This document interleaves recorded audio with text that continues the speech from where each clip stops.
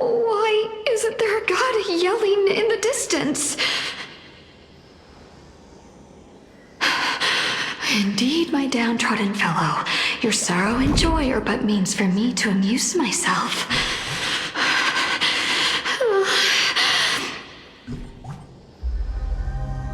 I will at least derive some comfort. If all the tears that I had shed were determined by some mightier being above. It's you people.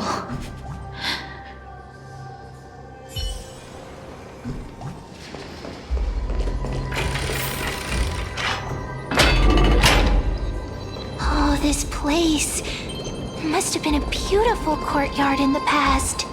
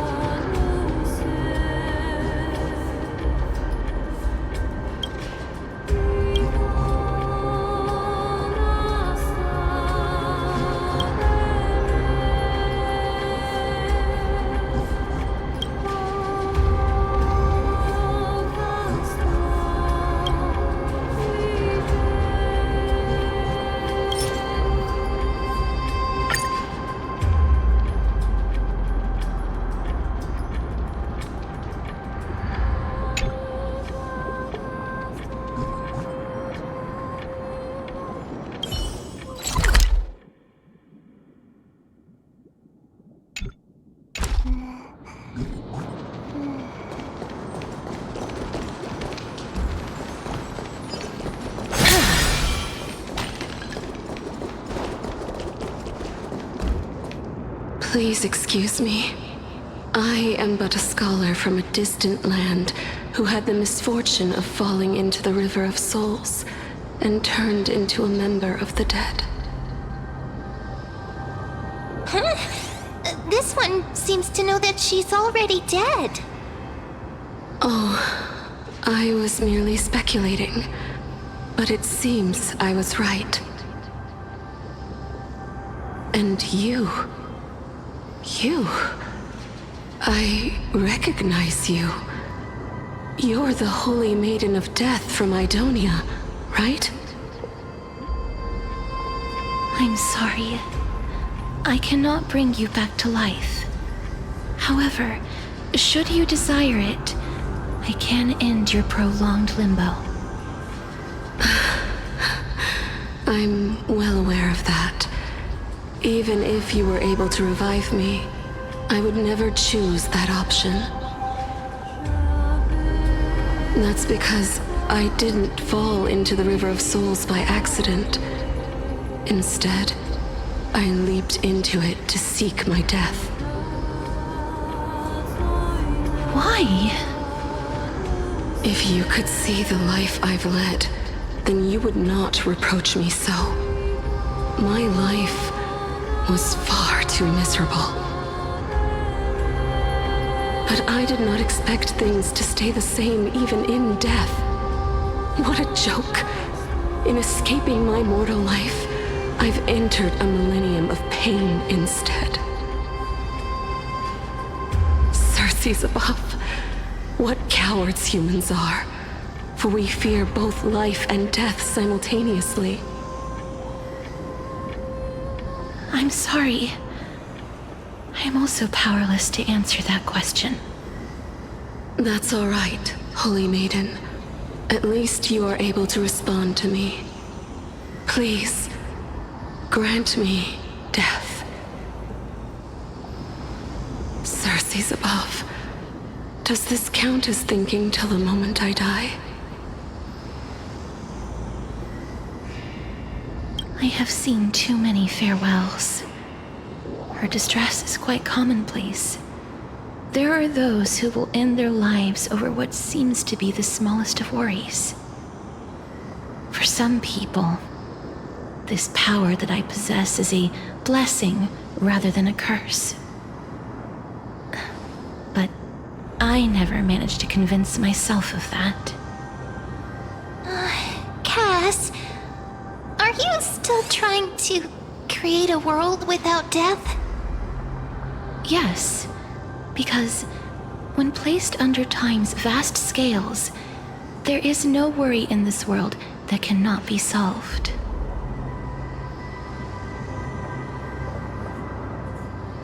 This is a wish that I've held for almost a millennium.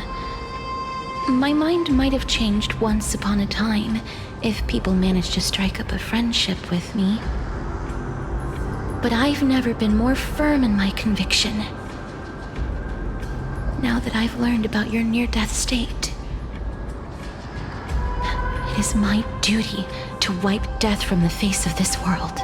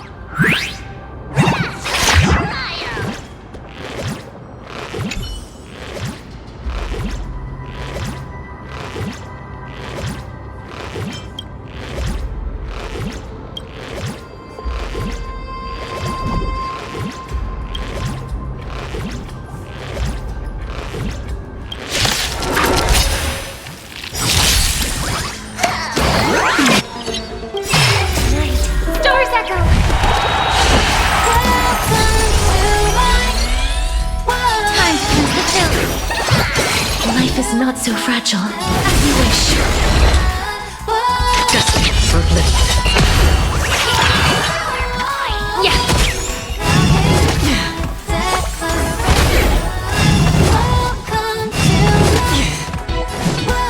Root here. Embrace a new life. Still water.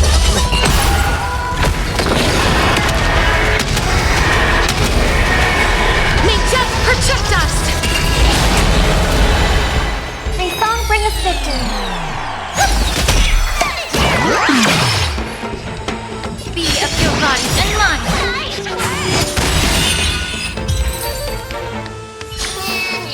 May Wizhis underscore 123 said, "Hello."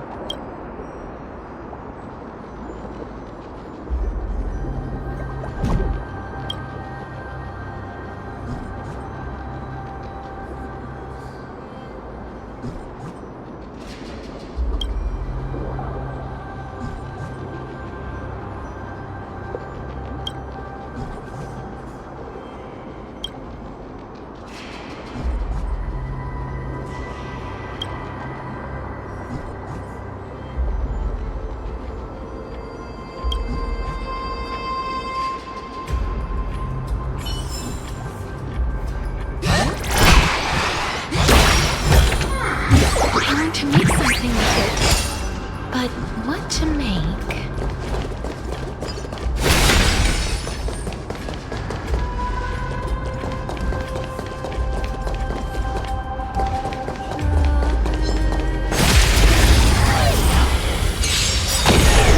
I hope for an end to strife. Resonate all together.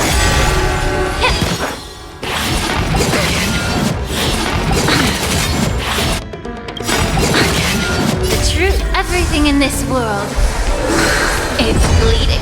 Please cherish this time as you wish. That's half the work. Destined for oblivion. Immerse yourself in it. Time to cleanse the filth. I weep for the departed. It is fall.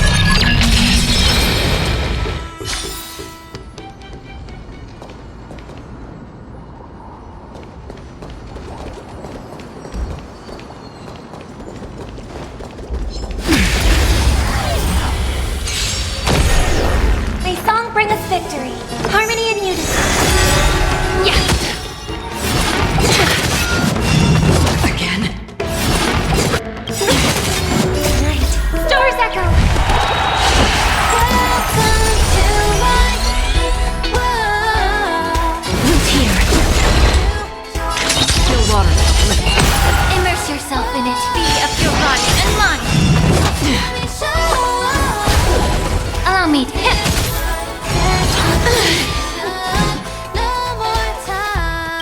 Embrace a new life. Return to dust. Familiar.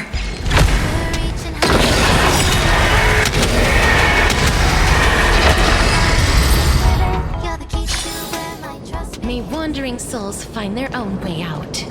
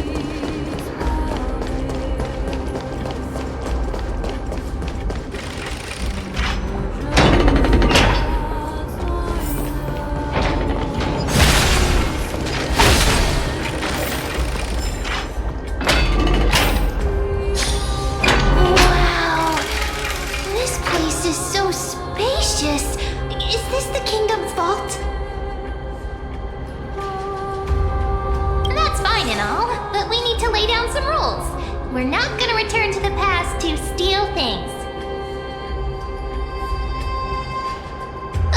Do we need to enter that doorway to climb even higher? There seems to be a person. Oh, more like a soul guarding it. But how should we get up there?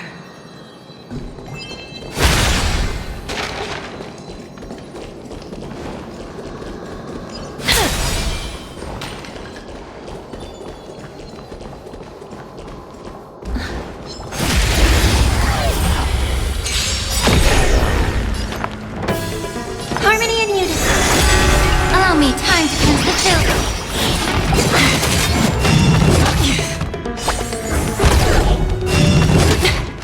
Please cherish as you wish. Immerse yourself in it. Be of your body and mind. It's okay. It's okay. Embrace a new life.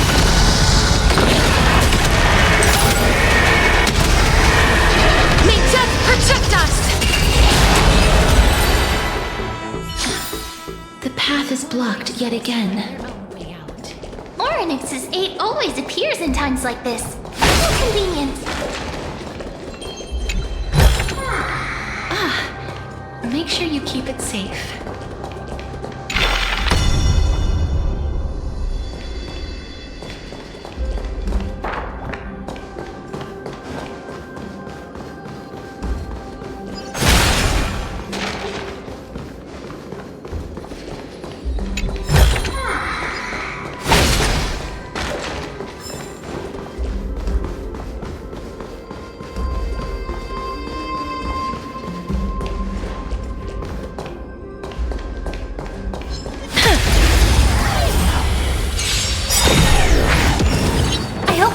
Strife in the world. Resonate all together.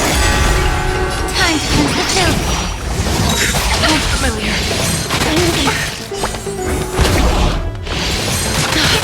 It's okay. It's okay.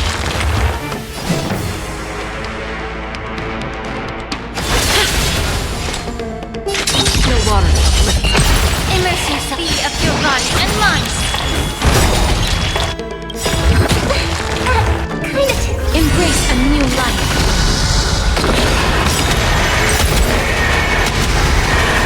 May death protect us! May wandering souls find their own way out.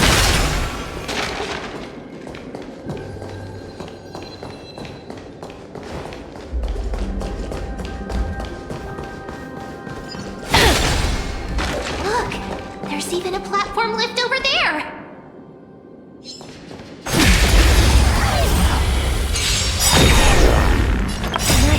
Stars echo! Time to cleanse the filth. As you wish. That's half the work. Just for a bit.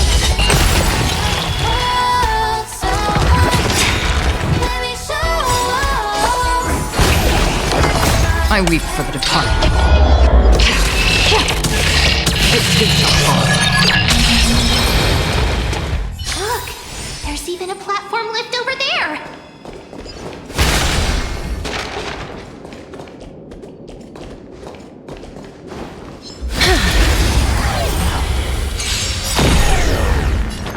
Harmony and unity.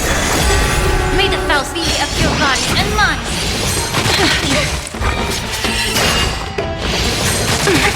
It's okay. It's okay. You two had to move here. No water. Immerse yourself in it. Yeah. How familiar.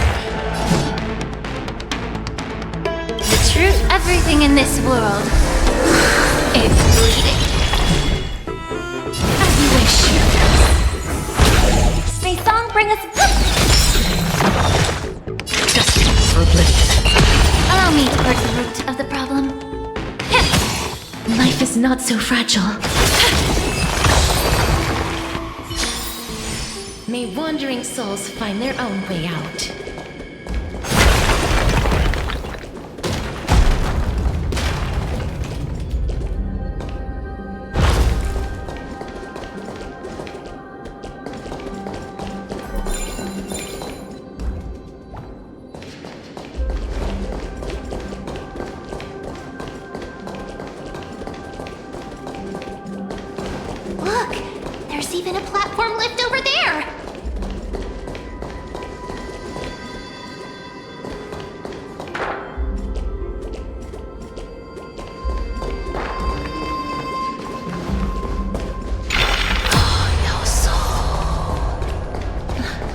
The path is blocked yet again. Oryx's 8 always appears in times like this. How convenient.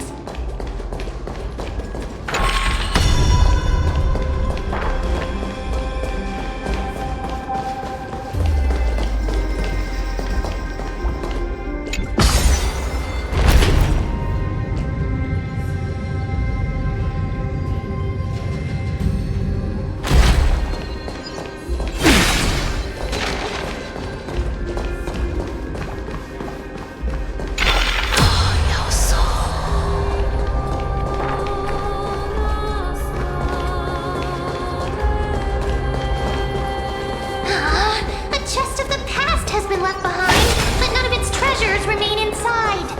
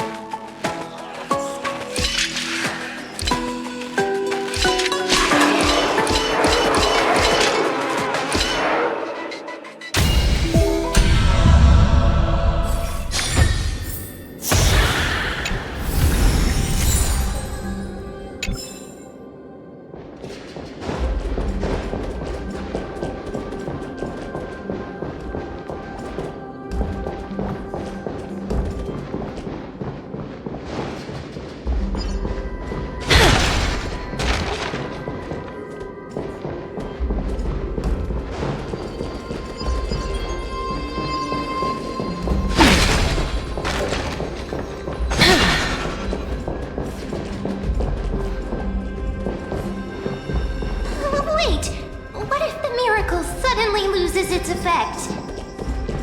Ma'am, do you really want me to answer that?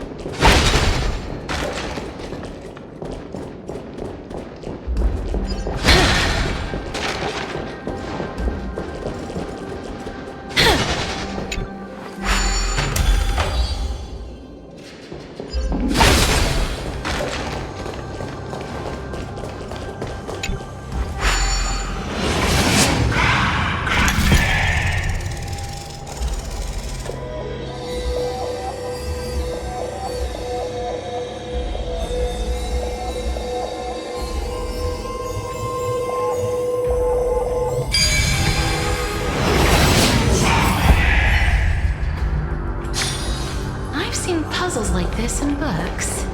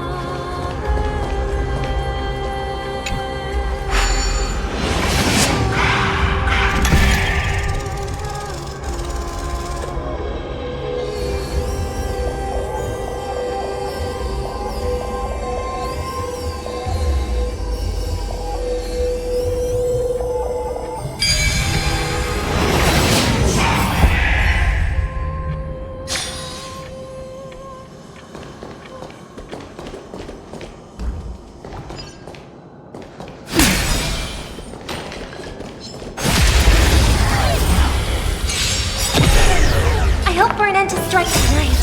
Stars echo! Allow me to purge the root of the problem. Be of your body and mind, as you wish. That's half the word. Destiny or oblivion.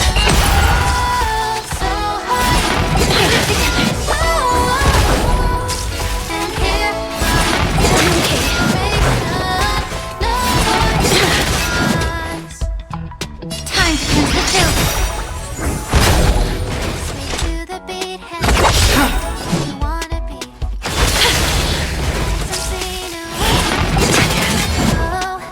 May song bring us be of your body and mind. It's okay, it's okay. May the Faust take time to cleanse the chill. Life is not so... That's half. Allow me to prepare. May the foul stench dissipate quickly. Embrace a new life. Be of your body and mind. May death project us.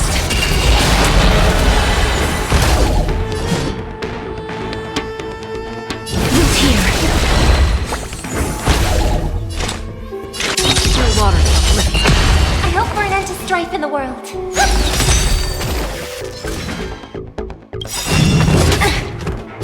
I weep for the departed. It did not fall.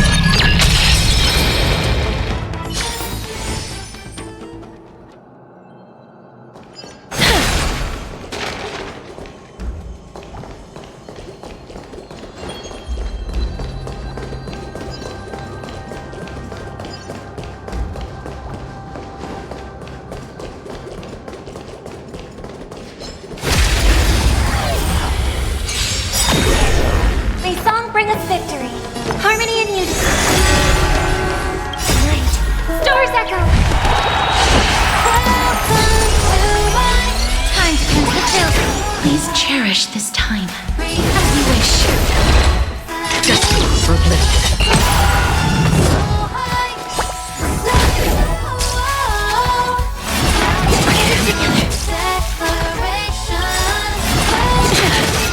Truth. Everything in this world is bleeding. That hurts familiar. Allow me to purge the root of the problem.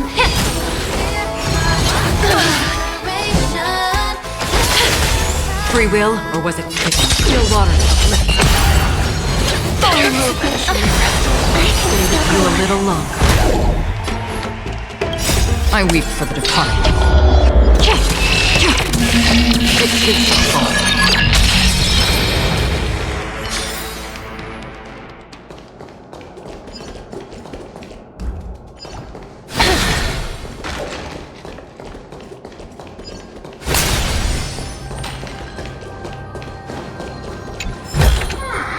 I want to make something with it. But what to make? Emerge from your cocoon.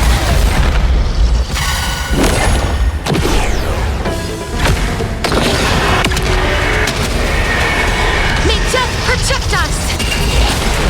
Listen to the final song of life. Be of your body and mine.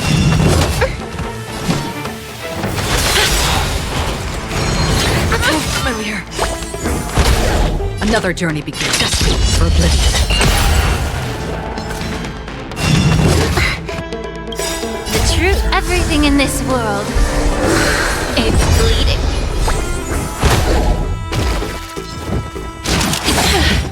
Immerse yourself in it. Yeah. I weep for the departed. It did not fall. May wandering souls find their own way out.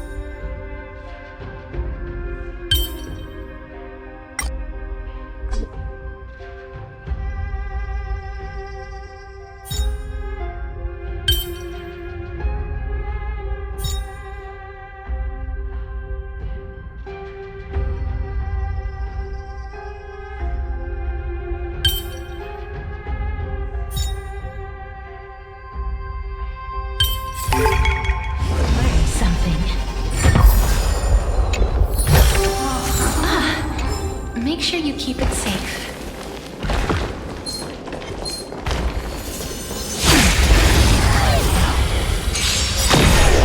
I hope for an end to strife in the world tonight. Stars echo! May the Faust and dissipate be of your body and mine. Please, as you wish. That's half the work. Destined for oblivion.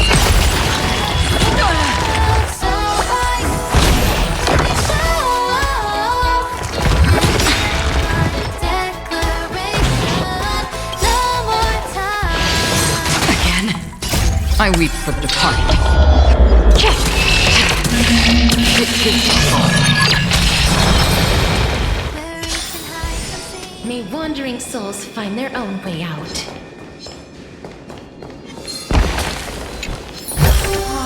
I want to make something with it. But what to make?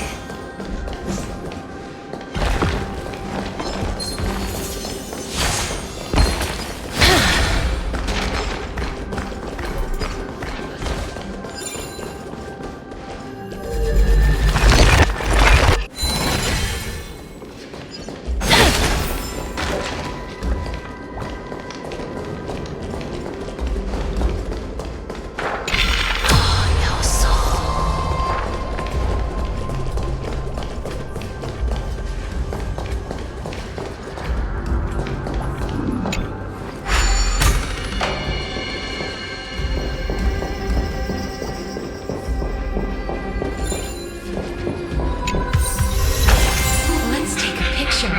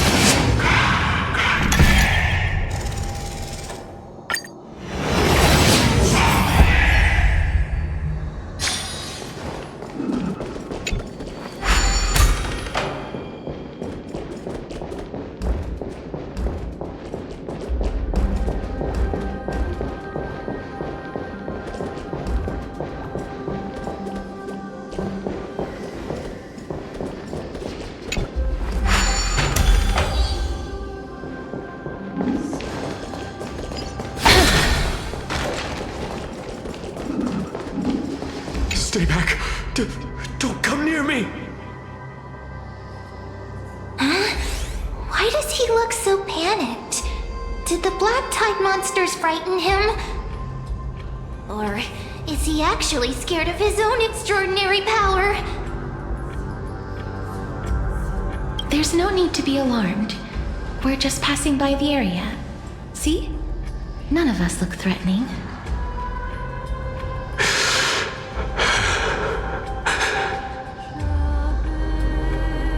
You have a point. Although, while this might once have been the royal vault, it's since been plundered empty. So please go away right this instant. You've misunderstood us. We simply heard your shouts as we were passing by, then decided to come over to find out what happened. My goodness. Did I really yell out loud? How rude of me. I'm sorry to have bothered you. I merely saw a warrior. While that spirit didn't harm me, his blows really packed a hefty punch. A warrior? Could it be? Wait a minute. You seem to be quite different from him. Are you actually alive? How can you walk around here while alive? It's a long story. We're here to seek an audience with Thanatos. Thanatos? Who's that? Is it possible that he's also living in the era before death descended? Death. Could it be that you are here to defeat the evil dragon Pollux? Pollux? Is that the embodiment of No. Death? According to the warriors under the Centurion's command, that evil dragon has been dead for quite a while. The curse that condemns people to death didn't originate from it. But they saw a girl within the dragon's embrace, and she is the true Reaper.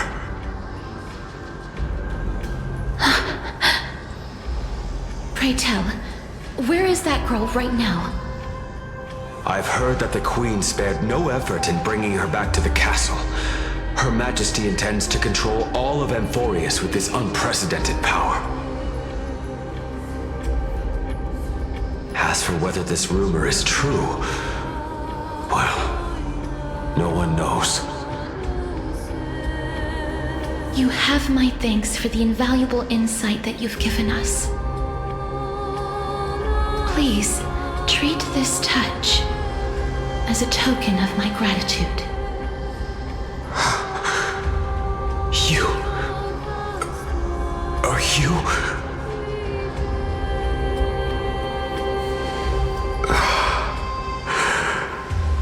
Thank you. This is his...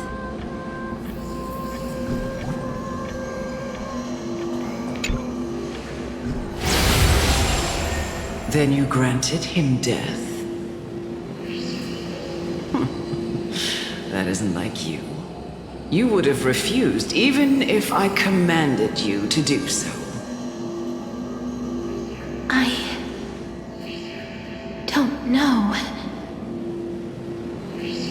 I did it out of sympathy, believing that I wouldn't be racked with agony, but I am still in a state of turmoil. Sympathy? Sympathy for that youth who triumphed in every battle? That young man was favored by Talantin, who taught him a move that will defeat any mortal enemy with a single blow and emerge victorious every time. He could rely on that move to always achieve victory during Era Chrysia. However, now that death has descended upon the mortal realm, that divine swordplay also means he can send others to death at will. In other words... You feel that he's similar to you? Yes. Since he can never be inferior to others in martial combat, death would be the inevitable outcome every time he strikes.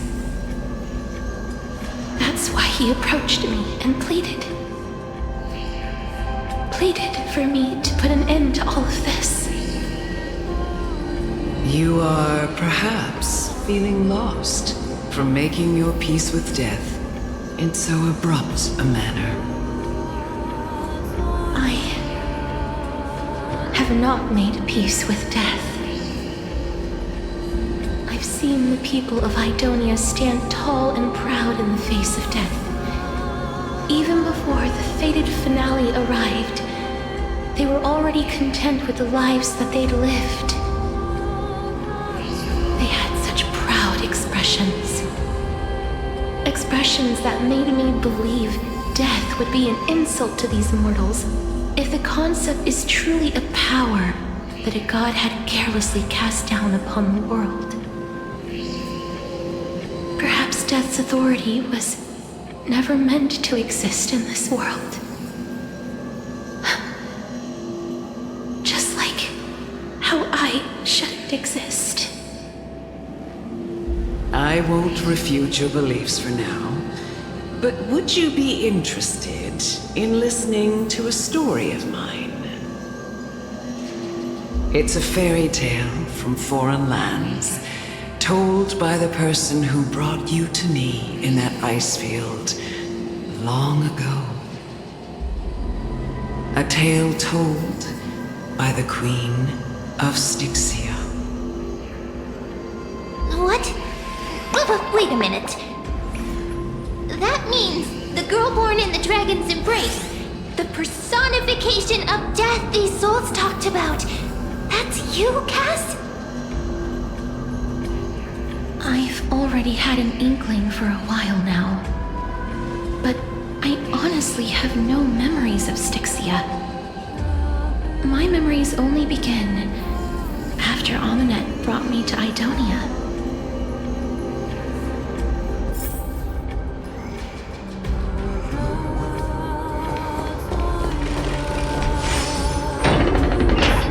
Don't look back. Keep moving forward. Always. It's yet another eulogistic butterfly. Are we getting closer to the Netherrealm? Shut up! Just shut up! Even if that girl is evil, there's no reason for you to absolve that monster. It was the both of them, who trapped us in this crevice between life and death.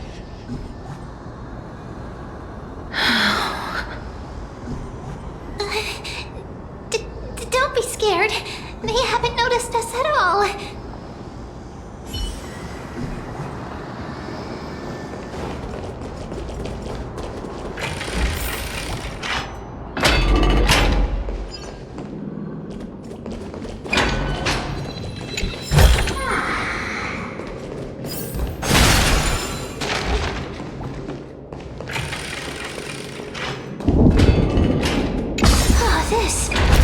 This is...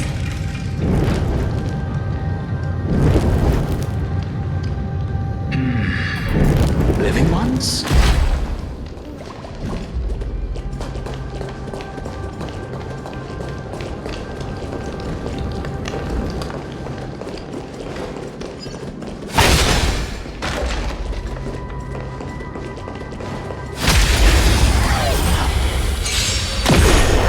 May song bring us victory, harmony and unity. May the be of your body and mind.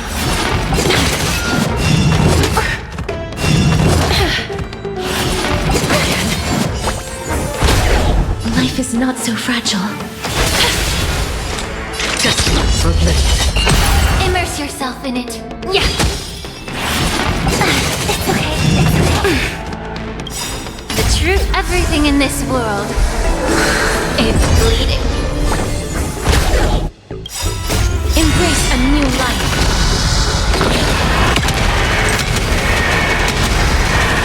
May death protect us.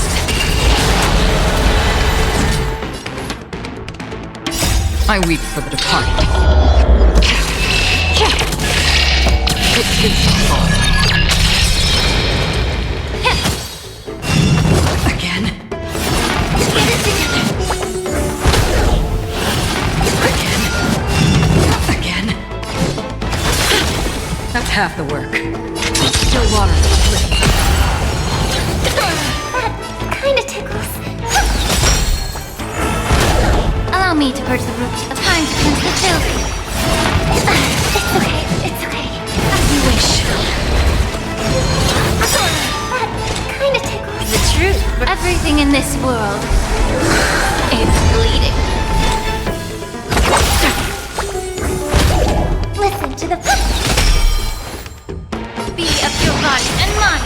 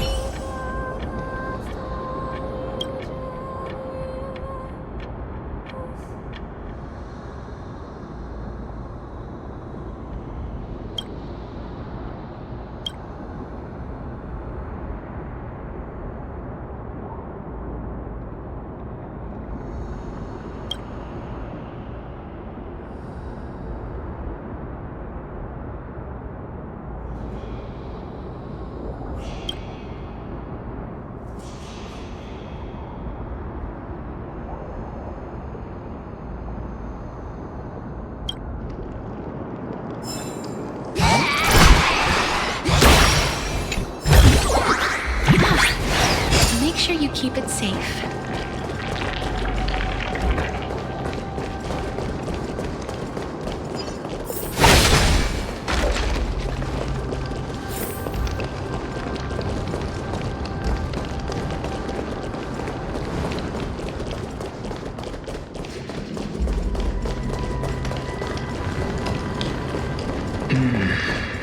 Living ones?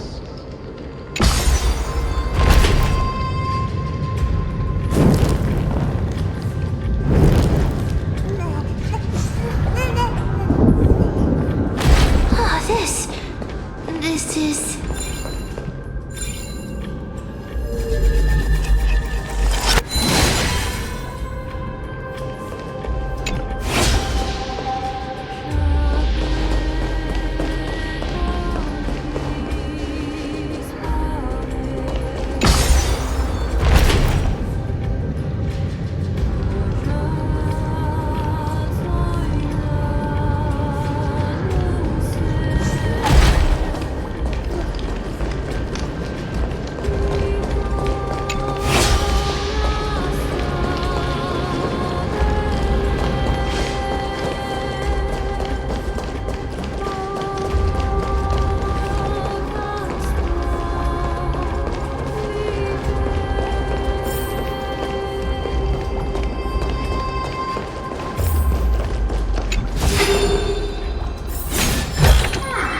I want to make something with it. But what to make?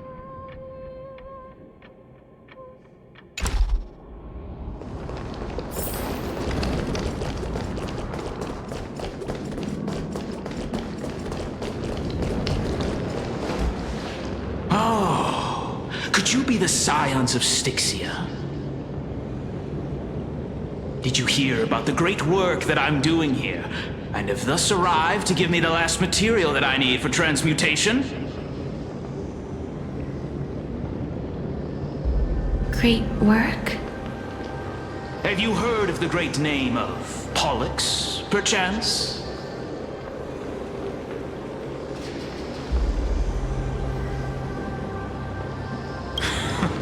You have? Then that's good.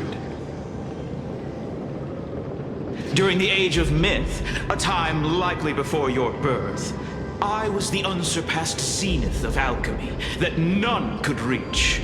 On the shoals of the River of Souls, I shall make Pollux soar again and bring death back to the world. But didn't that dragon already bring death to the world? Oh, looks like you don't know the whole picture. While it's true that the missing girl can grant death to mortals, Pollux, the one who delivered her onto this world, makes it so that humankind cannot die.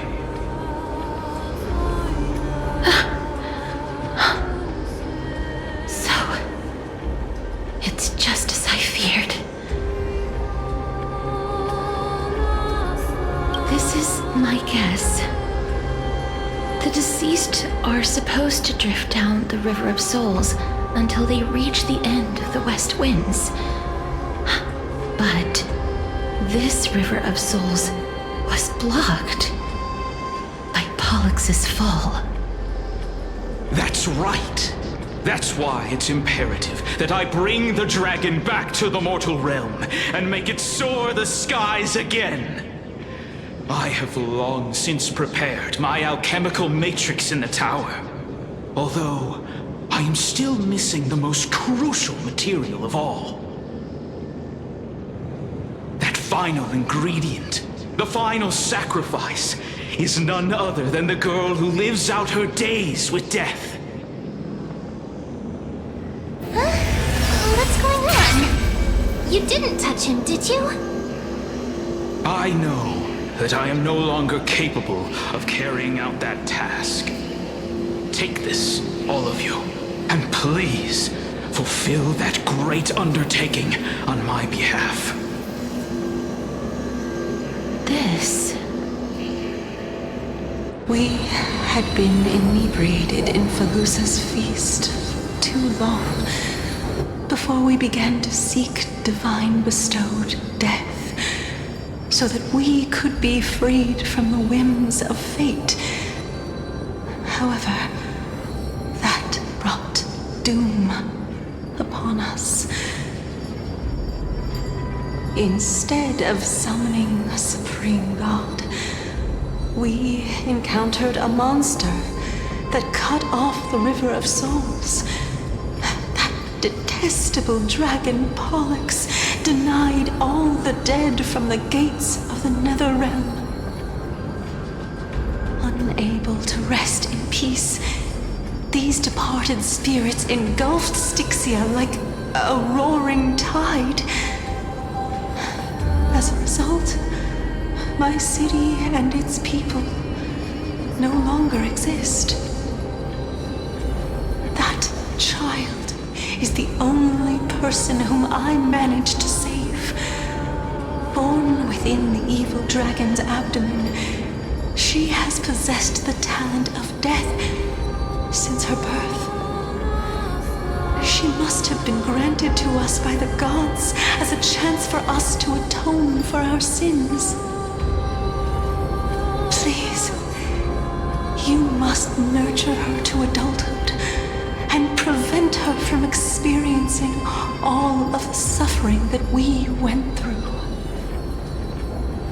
I promise that I will care for her as a mother, that I will protect her from the evils of death. By Fagusa above, thank you for your kindness.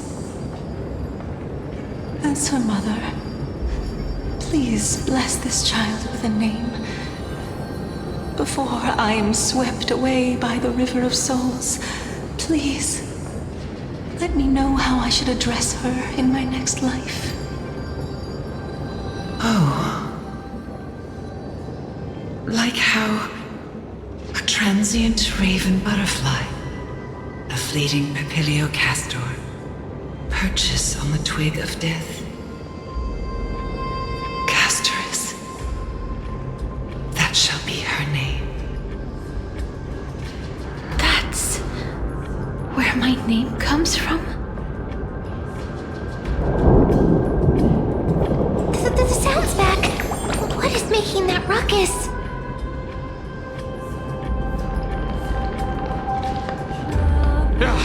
Living ones, don't waste your time bickering. The Netherrealm's wrath is falling upon you. Black Tide Creations. When did they... Miss, please fight them with caution. Be careful not to suffer the same fate as those Black Tide creatures!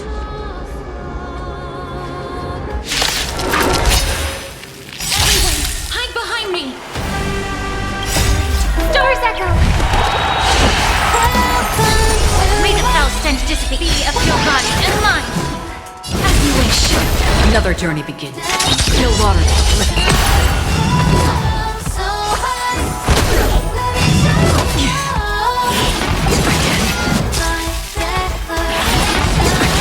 Allow me to purge the root. Time to cleanse the filth. Embrace a new life.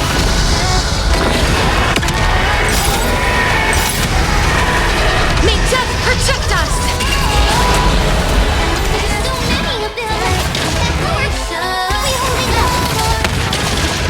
I weep for the departed. It did no harm. May the fountain the truth. Everything in this world. It's bleeding. Yeah.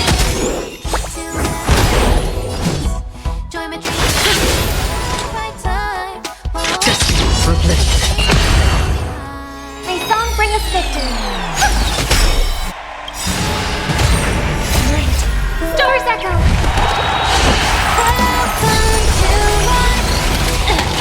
Allow me to purge the root of the problem. Be of your body and mine.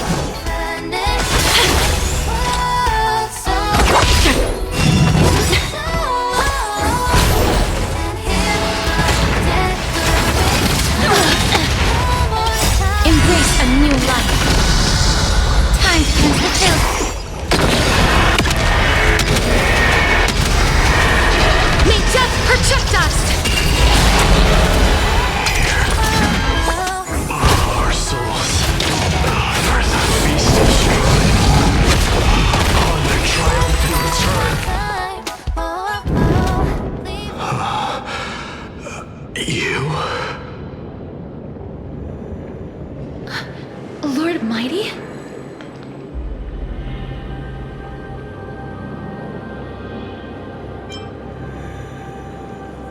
Lord Almighty, you've been through some tough battles once again. That black tide is endless. My death is only temporary.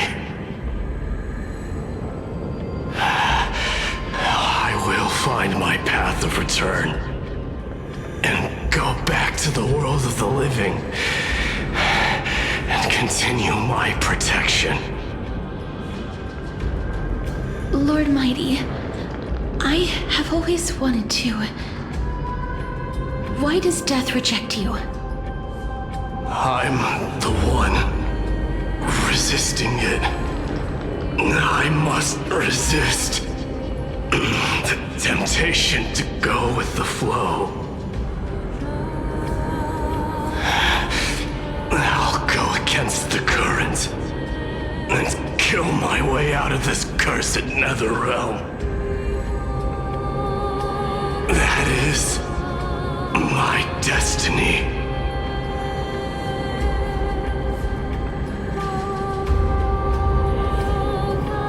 It seems like he's completely focused on resisting the temptation of the dead's whispers. He's working hard every minute to deny death. It seems his battlefield is not limited to the world of the living. Lord Mighty, are you willing to travel with us? We're headed for the Matrix inside that tower to summon Thanatos from their prolonged concealment.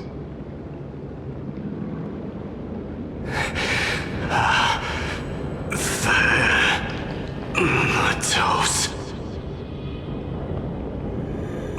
Challenge. Death. That's right. If we can work together and defeat them, you won't have to be troubled by the curse of immortality any longer.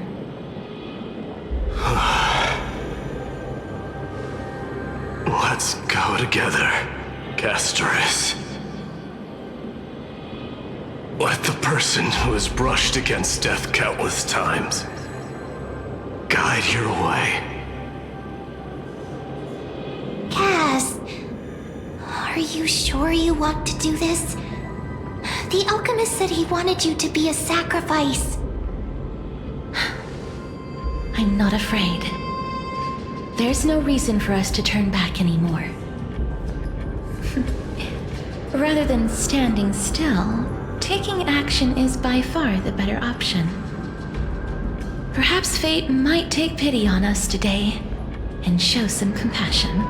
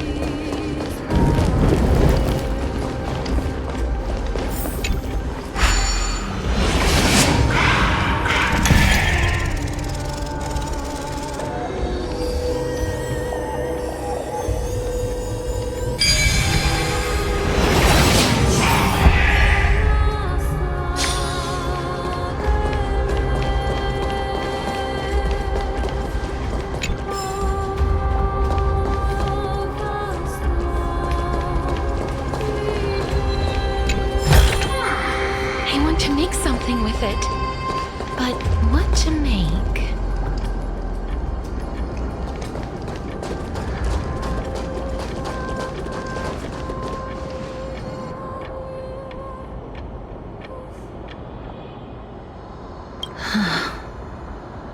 This is going to be difficult.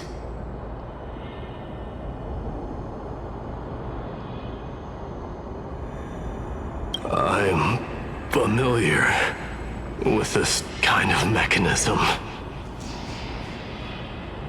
But I've never repaired broken chains.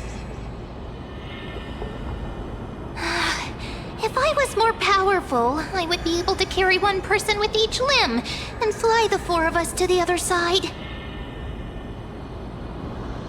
The Rune of Recollection is here, but I can't find the miracle orb anywhere.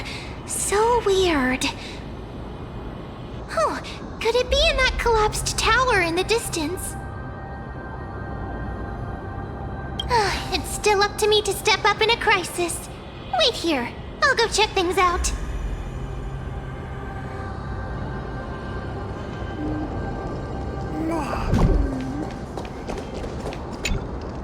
Just shout for me when you need my help!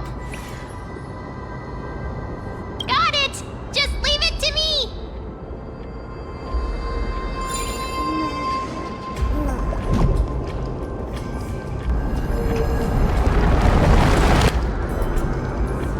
Mem did it. The pink squirrel is very smart. Why am I a squirrel now?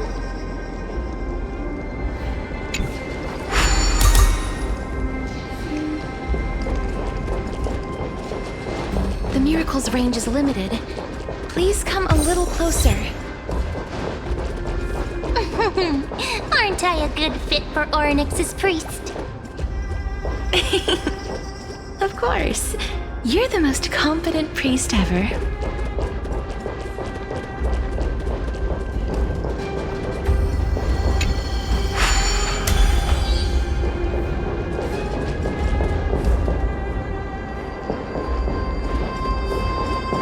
The alchemical matrix should be behind this door.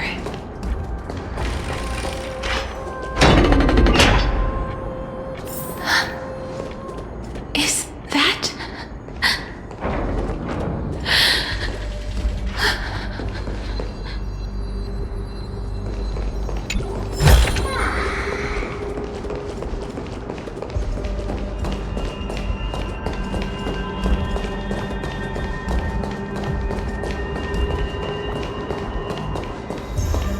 Wow, there are so many of you! It's little Cass and little Grape. Oh, there's also little D and the big puppy! Trian? Aren't you...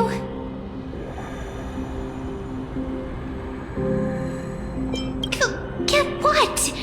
I'm getting even more confused.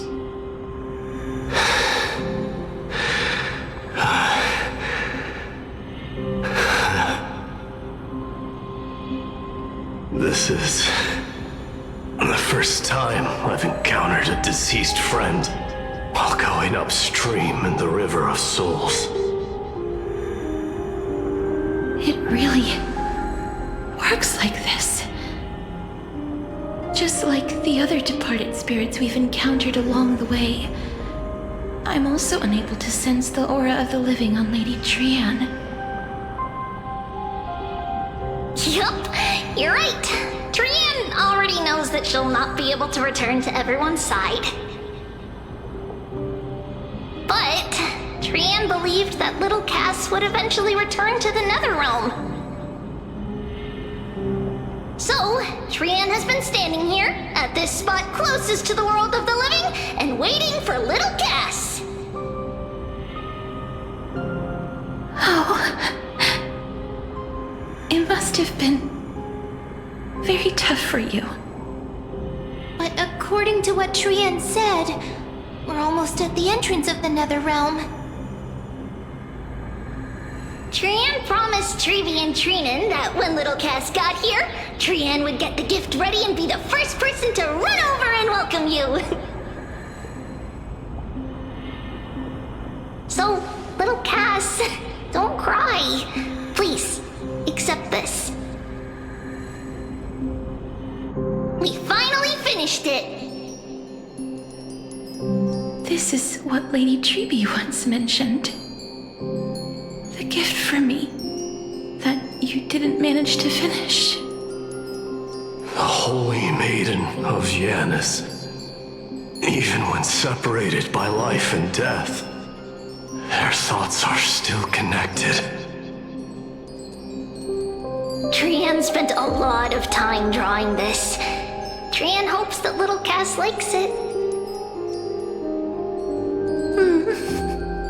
Seriously? It's seriously a wonderful drawing. Lady Trian.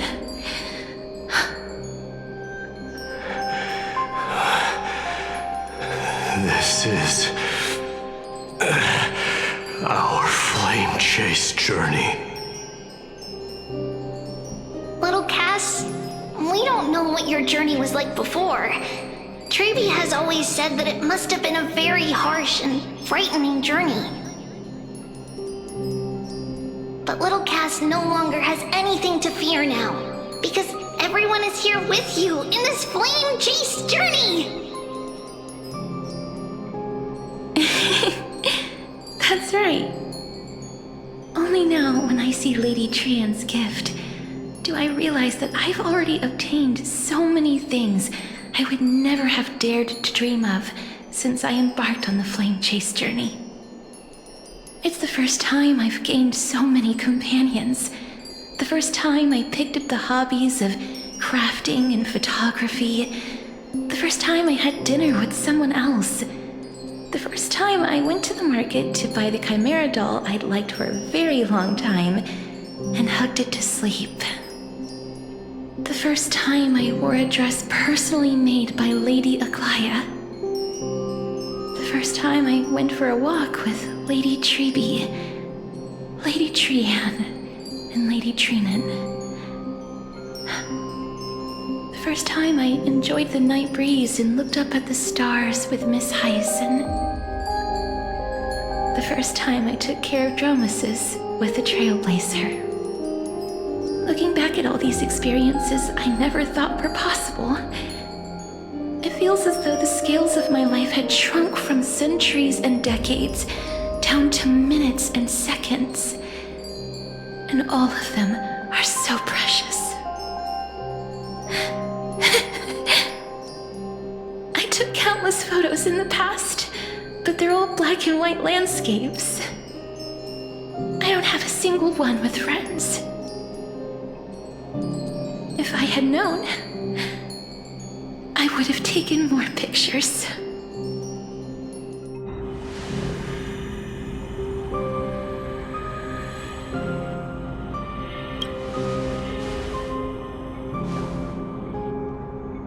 Trian says yes! Trian likes little Cass and would love to take a picture with little Cass. Sadly,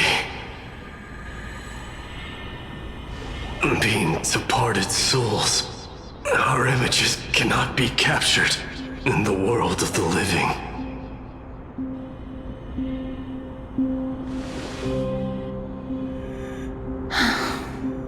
I thought so too. What? Are we seriously going to leave any room for regret?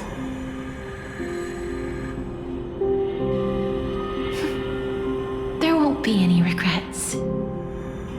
This vivid drawing surpasses any photograph from the world of the living. Little Cass smiled. Treeby, Treenan, and Trian's wishes finally come true! I remember you once said that fate is not the flowers that bloom at the end of the road, but where people tread beyond the gate. Now, the path that belongs to me is about to reach the end. Thank you for bringing me the final key. Key? Little Cass, why are you talking in riddles all of a sudden? I have a feeling that soon, this gift of yours will become the key to saving Mrs. Life. Wow, that's amazing! Then keep smiling and carry on bravely! Little Cass, Little Gray, everyone, see you tomorrow!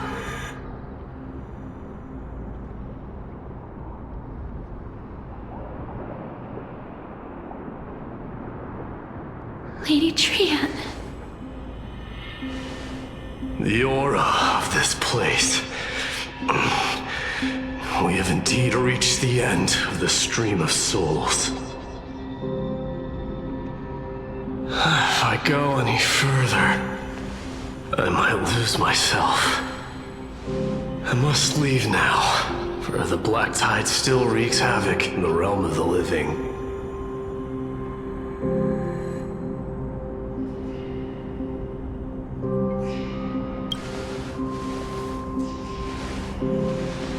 I have broken free from the chains of death countless times. This time will be no different. Castorus, will you fulfill your duty for the flame chase?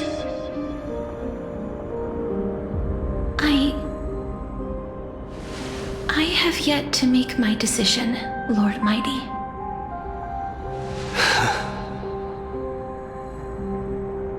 No matter. Make the choice your heart desires. Even if it takes 1,000 years of waiting. I will continue to fight till I die. Then rise from death. Till the miracle descends.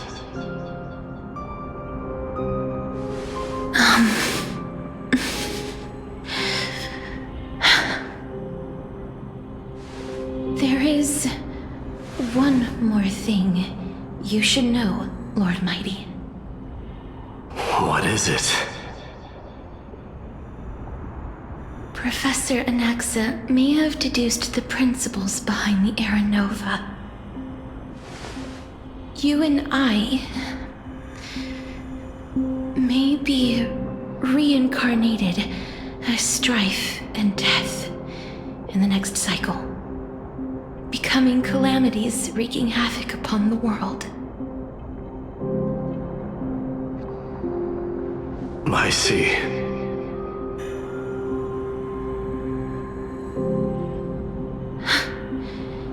Is that all? Are you going to accept such a fate without complaints?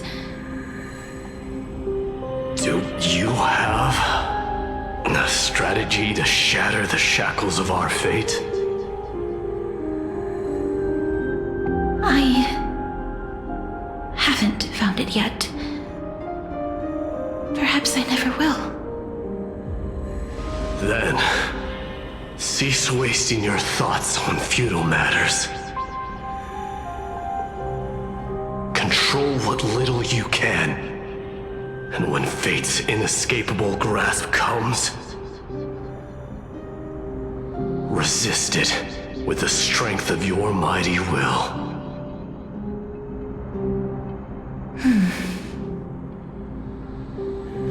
Thank you, Lord Mighty. I will find the right decision.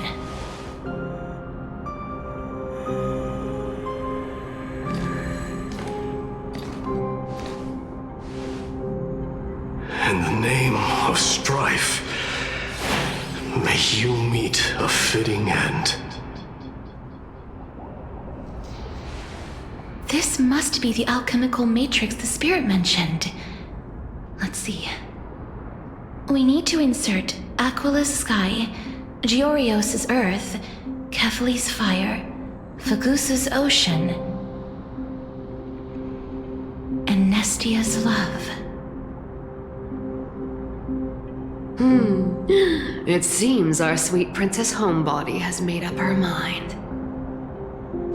In that case, seamstress, I suppose I no longer need to deliver your message. My time is rather precious after all. Whether you wish to break free from death or not, please, follow your heart. By the promise you once made, I ask that you fulfill your duty one final time. Castorus, please, live as a human, and die as one. According to that alchemist, the final piece is supposed to be me. However, he is not privy to the past, and therefore cannot see the full picture. The past? I saw the twins of death in Kefali's memory, and now I am certain that I was one of them. The trial of the Hand of Shadow demanded taking the life of your family. I died during that trial, falling before the gate to the new world. And my sister, whom I never met, became the Titan Thanatos of this cycle. She was consumed with regret over my death, so she used the Titan's authority to reforge my soul.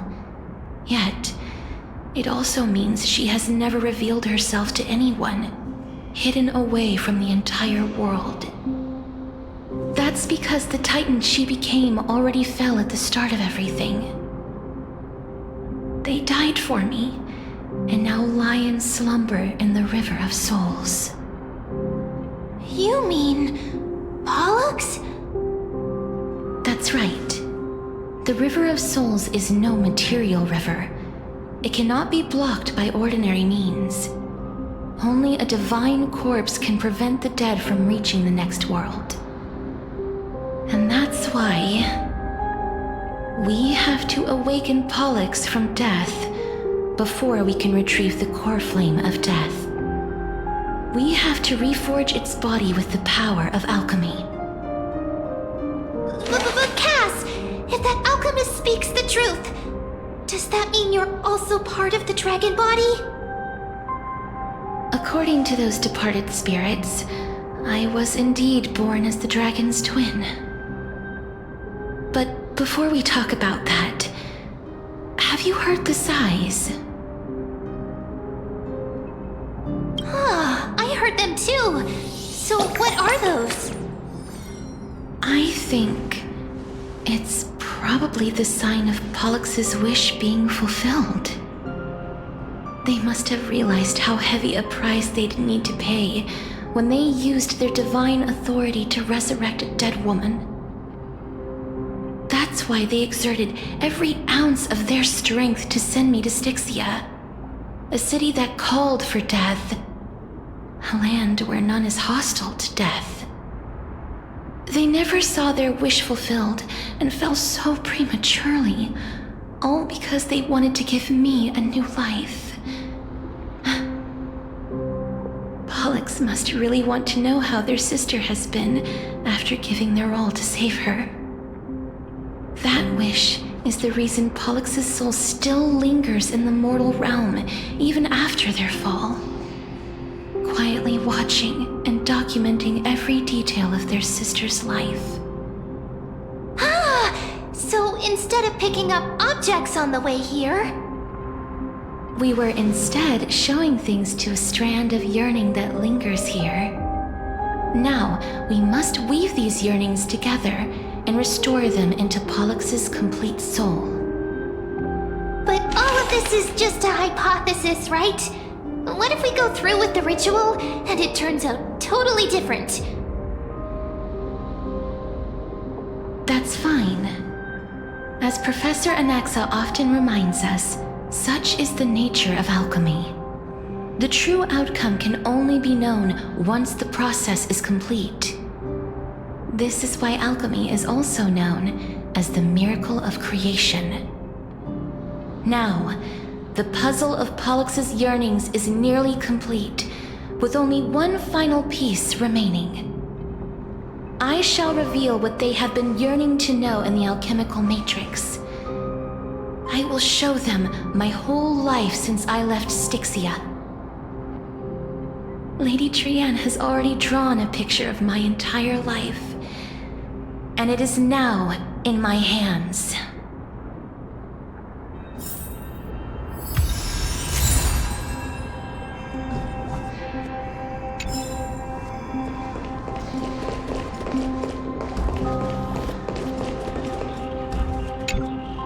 Then, let the ritual begin.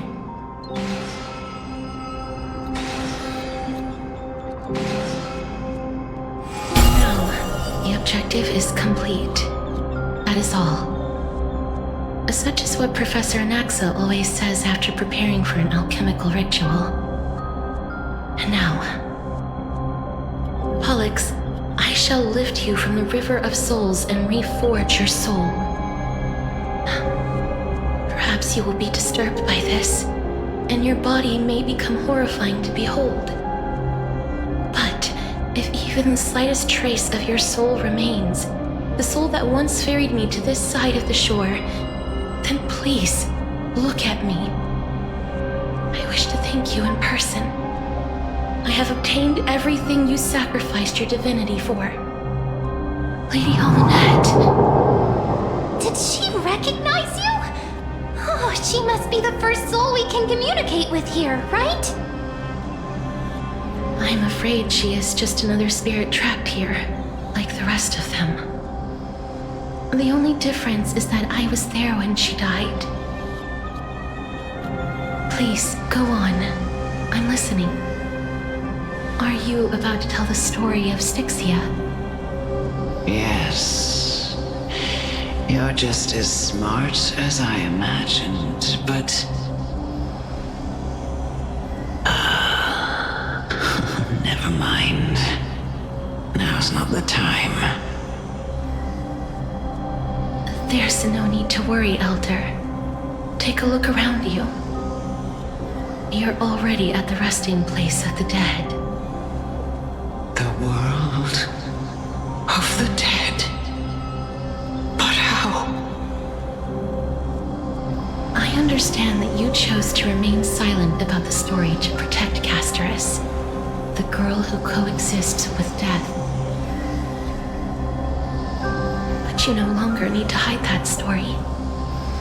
I can assure you that you have protected that girl's life well.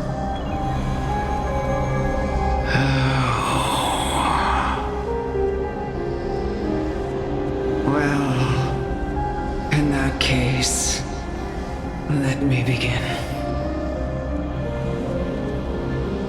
Styxia, the pearl of the ocean, plagued by unwarranted calamity and ravaged by death in the fairy tale.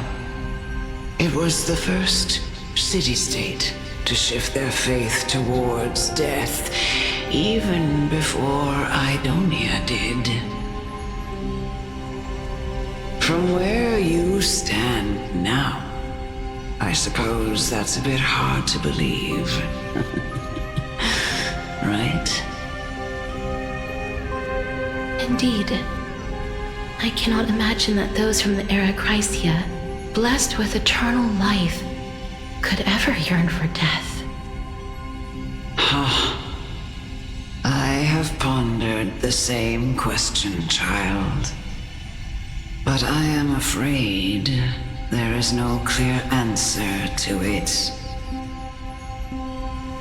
Journeys and epics are only glorious and magnificent because all things eventually fade to dust. That's how someone once explained to me why death is necessary to the world. But I still can't take that as the final answer. Would a world without journeys and epics be worse off? I take it the one who spoke this line was a general, or perhaps a warrior. I find some inspiration in these words. Would you like to hear my thoughts, Castoris? Please enlighten me, Lady Amunet. Though I have already made up my mind on how to handle the authority and core flame of death. Your words might truly guide me toward the path forward. You and I are neither warriors nor generals. Therefore, journeys and epics cannot truly resonate with us. But what if I reframe it like this? What if love is not a trait bestowed upon mortals by Nestia, but a blessing from death? Love.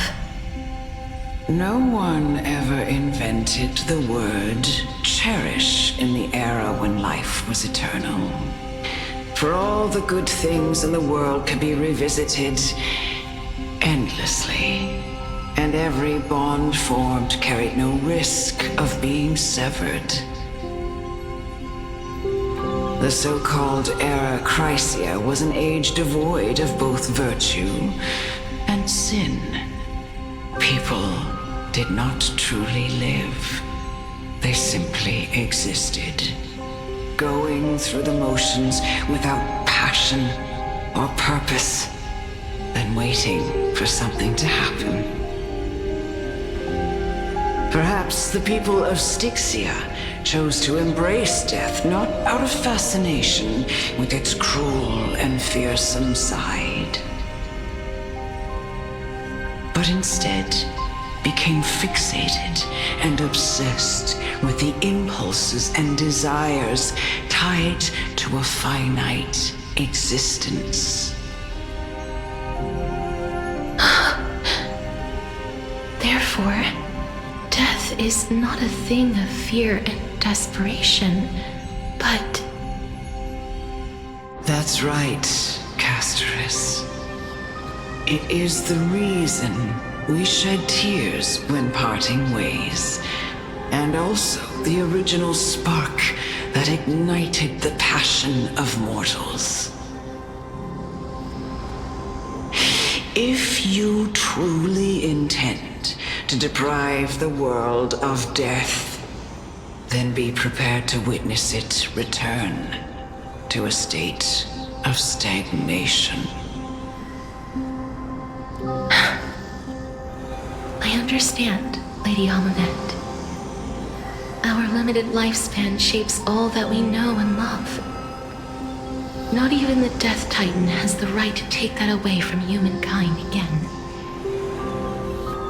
Nestia's love was the chrysalis of Gold's first blessing, but it most likely wasn't understood by mankind. We only learned to interpret this wonderful gift after Thanatos' arrival. If the world was bereft of death, then the Queen of Styxia wouldn't have played midwife in delivering me into this world. You wouldn't have welcomed me into Idonia, and Aglaya would never have invited me to join the Flame Chase journey.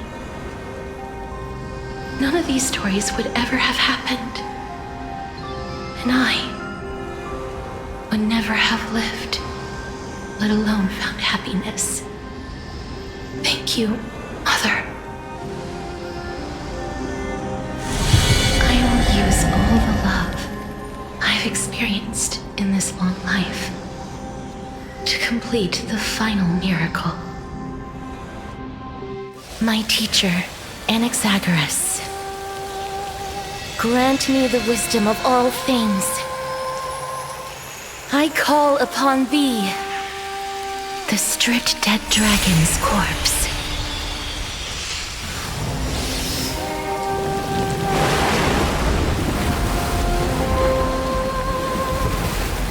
Rises from the earth, falls from the sky. As above, so below. is the greatest power of all powers. Unstoppable in this world.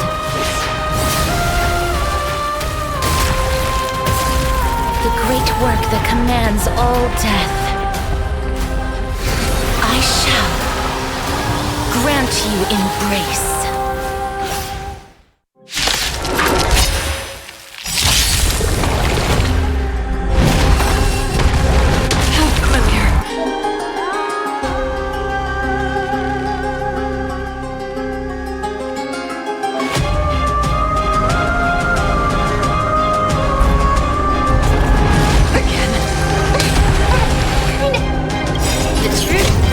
Everything in this world is nearly fleeting.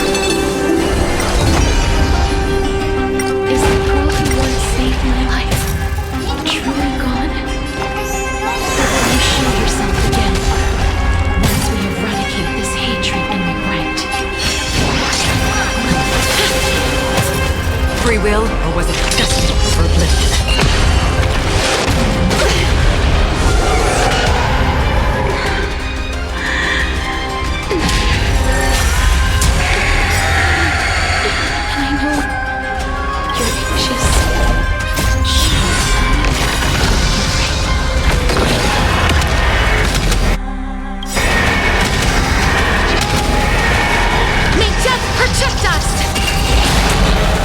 I weep for the departed.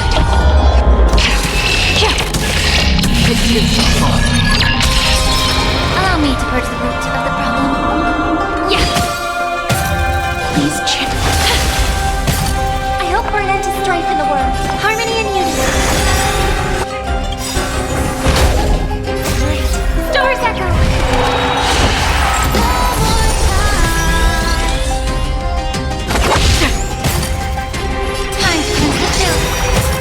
Life is not so fragile.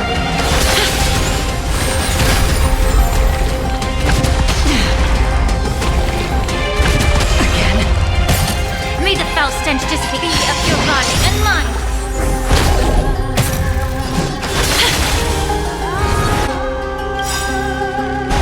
There's no room to weep or grieve.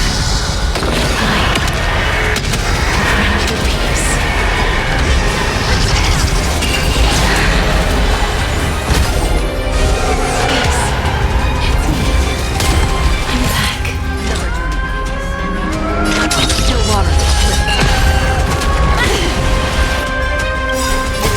Everything in this world is bleeding. Be careful. They may be moving by instinct, but there is fear going on within them.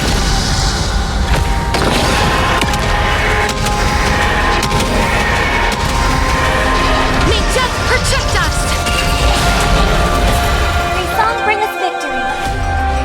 We're still together. Allow me time to cleanse the filth.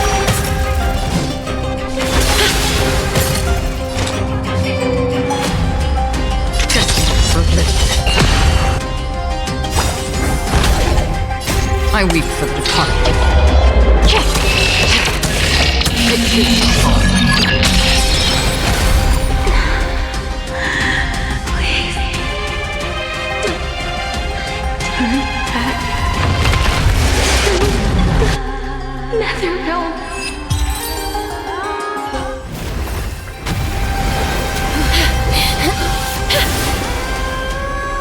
Oh, death. Sleep in peace.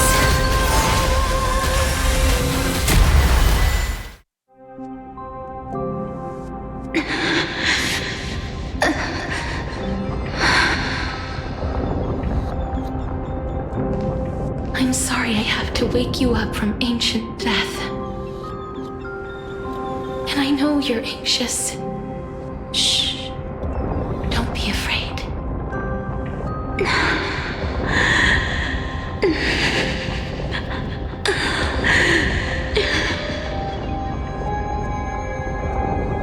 Do you remember me?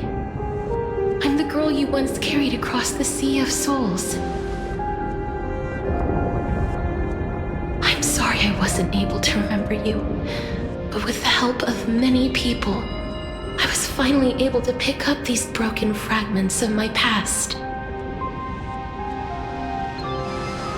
I'm back, Pollux.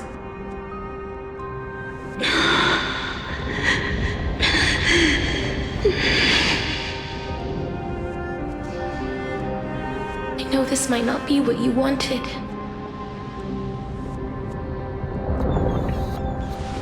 But I have to do this.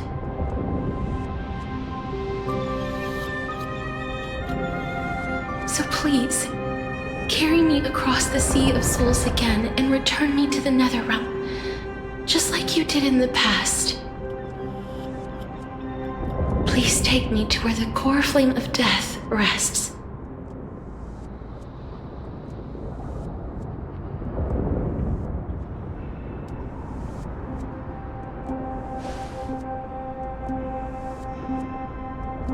I'll be going now.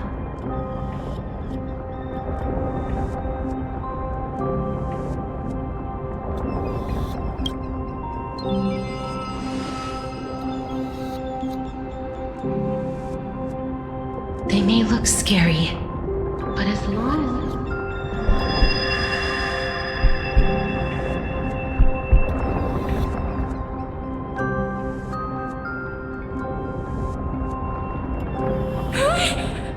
What's wrong?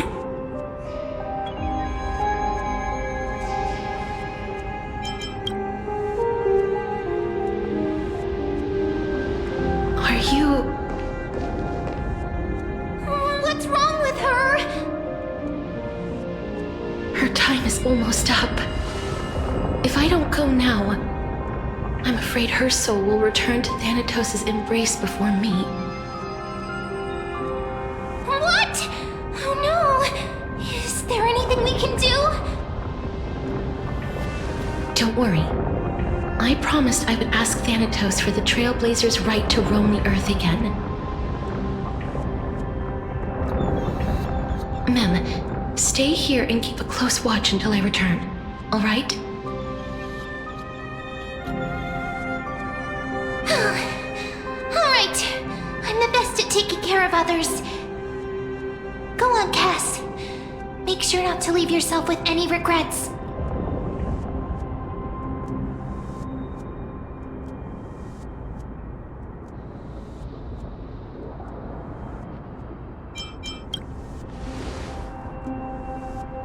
That's not funny! It's a deal then.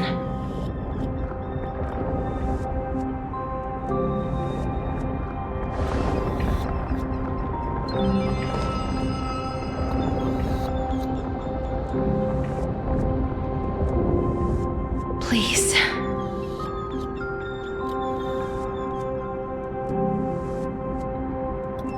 Wait for me.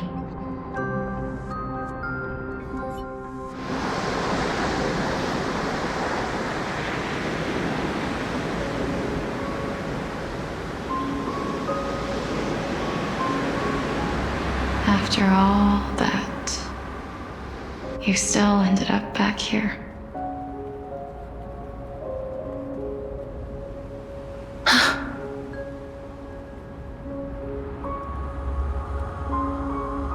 So the legends were true. The Netherrealm really is a sea of flowers. Yes.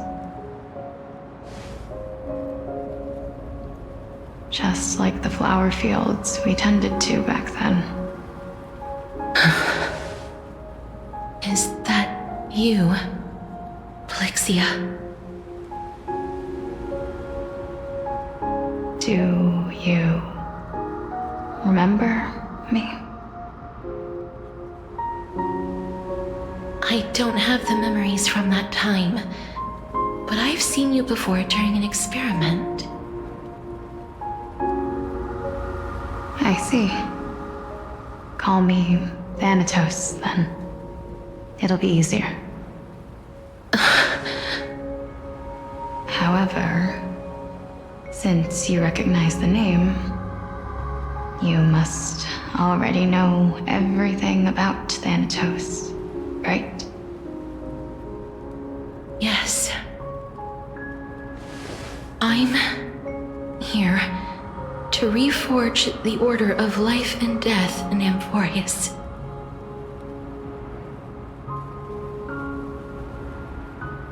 You know, my sister was a sympathetic, but rather sensitive person. Whenever she didn't want to say what was on her mind, she would avoid eye contact and look off into the distance. Just like what you are doing now. Can you tell me about the last Era Nova? What did you do, Polixia?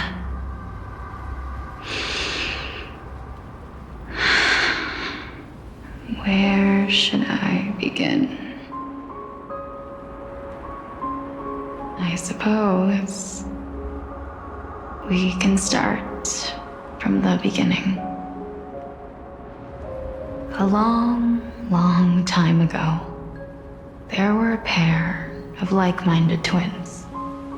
As foretold in the prophecy, they were chosen to be successors to the god of death. But fate was cruel. The price of attaining divinity was to take the life of a family member with our own hands. That trial was indeed recorded in that memory. Then you should already know that my sister voluntarily gave up her own life so that I could ascend as the demigod of death. But I couldn't accept that. Why did we have to kill each other for a future she'd never see herself? That's not fair. So, while weaving the laws of the new world, I shattered the forbidden bottom line for life and death. I reshaped my sister's soul and took the form of the great dragon Pollux to carry her up the River of Souls and back into the mortal realm. But our fates were already decided and manifested in unexpected ways in response to my futile actions. Aging is an unbreakable law of nature laid upon humankind, created at the same time as death. When the living die, their souls will meet Thanatos, who would determine where every soul goes. If the Reaper raises their left hand, the soul is granted death and allowed to enter the Netherrealm to await reincarnation. If they raise their right hand, the soul is rejected by the Netherrealm and returned to the mortal realm to continue walking the earth. That's why the Hand of Shadow can only lay down judgment and not embrace another being. Yes. Death was originally a pair of hands, but they were split in twain when we reached the mortal realm, never to touch each other ever again. The half of Thanatos that represents life, the undying human who grants death, that was the curse I forced upon you. Then, what about you? As the half of Thanatos representing death, I shoulder the fate of defying death. I died the moment I entered the world of the living. From then on, my Titan also no longer existed in this world. The cycle of life and death stopped. Souls were denied their audience with death and were left stranded within an ever-rising river of the dead. What irony.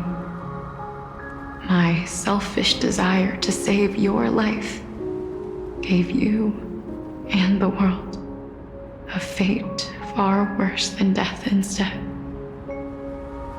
Then, what was left of my reason was left behind in the Netherrealm, where I've been taking care of these flowers day after day, until there is now a sea of them, all while mulling over the subject of life, death, parting, and enduring an endless loneliness.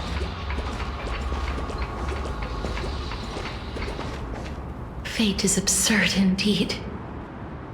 Our lives were a mirrored image of one another, like a pair of hands. Even so, we arrived at the same destination. We walked different paths, yet experienced the same pain. I had hoped that maybe you would at least have a good life in this cycle. I'm sorry. I lived my life well. It didn't go to waste. As far as I'm concerned, you did nothing wrong. Even though I forced the authority of granting death to humanity upon you, a total stranger. Too many responsibilities were forced upon me in the course of this long journey. I was once lost, even upset. But I realized recently that if it weren't for your blessing, I wouldn't have understood the source of these emotions, nor would I have realized my purpose. I wouldn't have made it here to reunite with my missing half, and we wouldn't be discussing our past while sharing the same view of this landscape. I wouldn't have understood the meaning of our existence.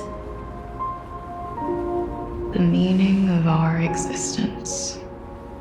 This sea of flowers blooms on dead land because we sowed it with the seeds of our separation and watered it with our tears of loneliness.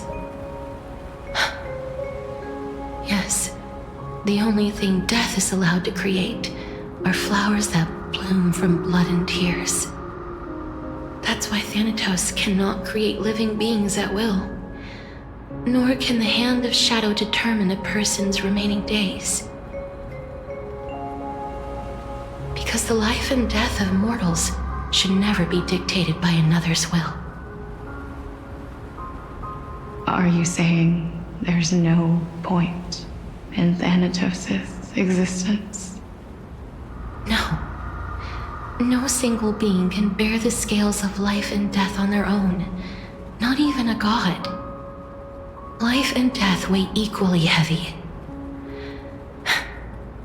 We both know that now, don't we? You, too, must have had a difficult life. We've taken quite the ridiculous journey together, haven't we? I had a feeling, even back then, that we would meet again one day.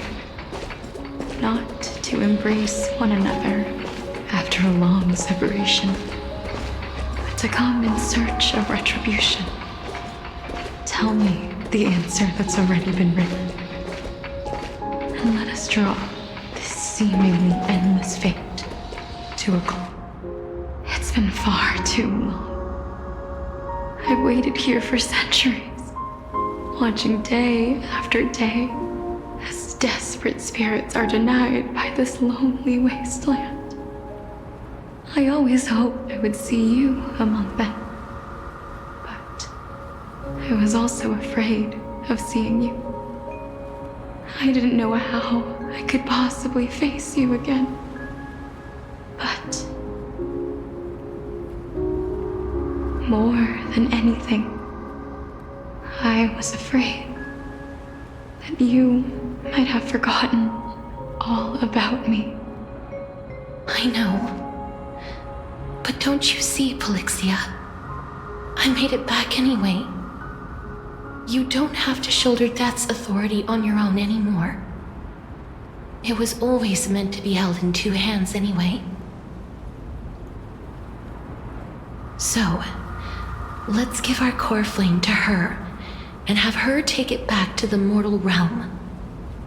Give humanity back their cycle of life and death. Our responsibility as Thanatos was never about picking out favorite souls. We were only meant to watch over life. Let's tend the field together and create a warm sea of flowers for all the souls to come.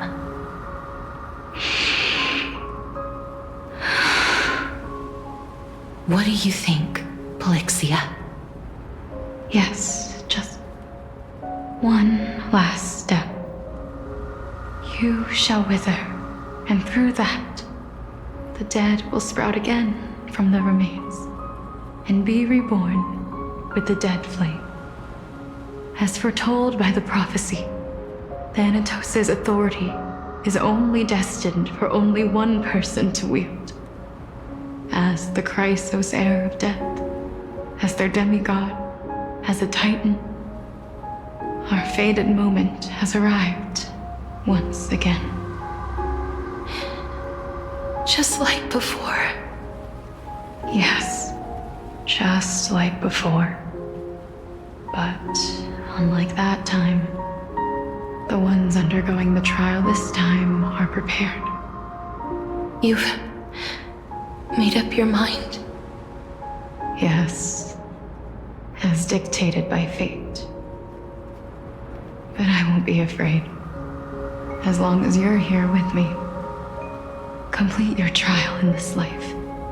Grant me the embrace of death, and light the spark of life ablaze. You've been tempered by life and death.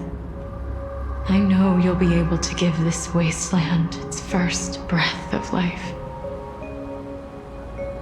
Like a raven butterfly, flying swiftly into the nether realm, perching on the twig of death.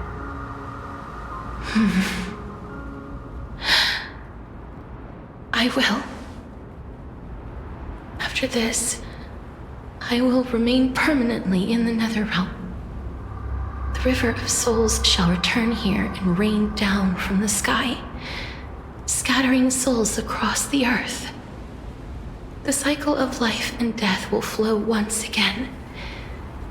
This sea of flowers you sowed shall bear countless joyous or sorrowful souls and bloom evermore.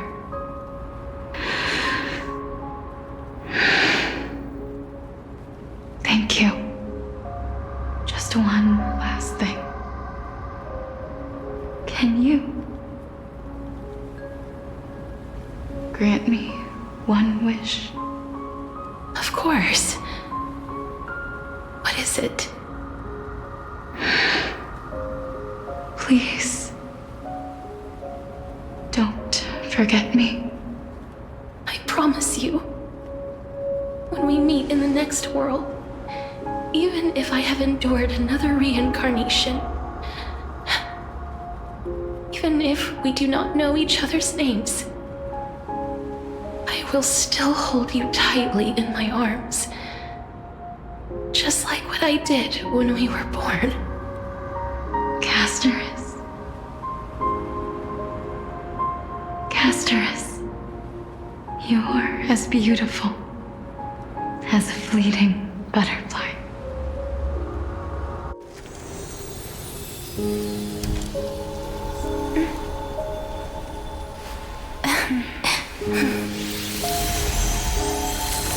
I will bring rest to death. And from now on, stagnant life will once again flow.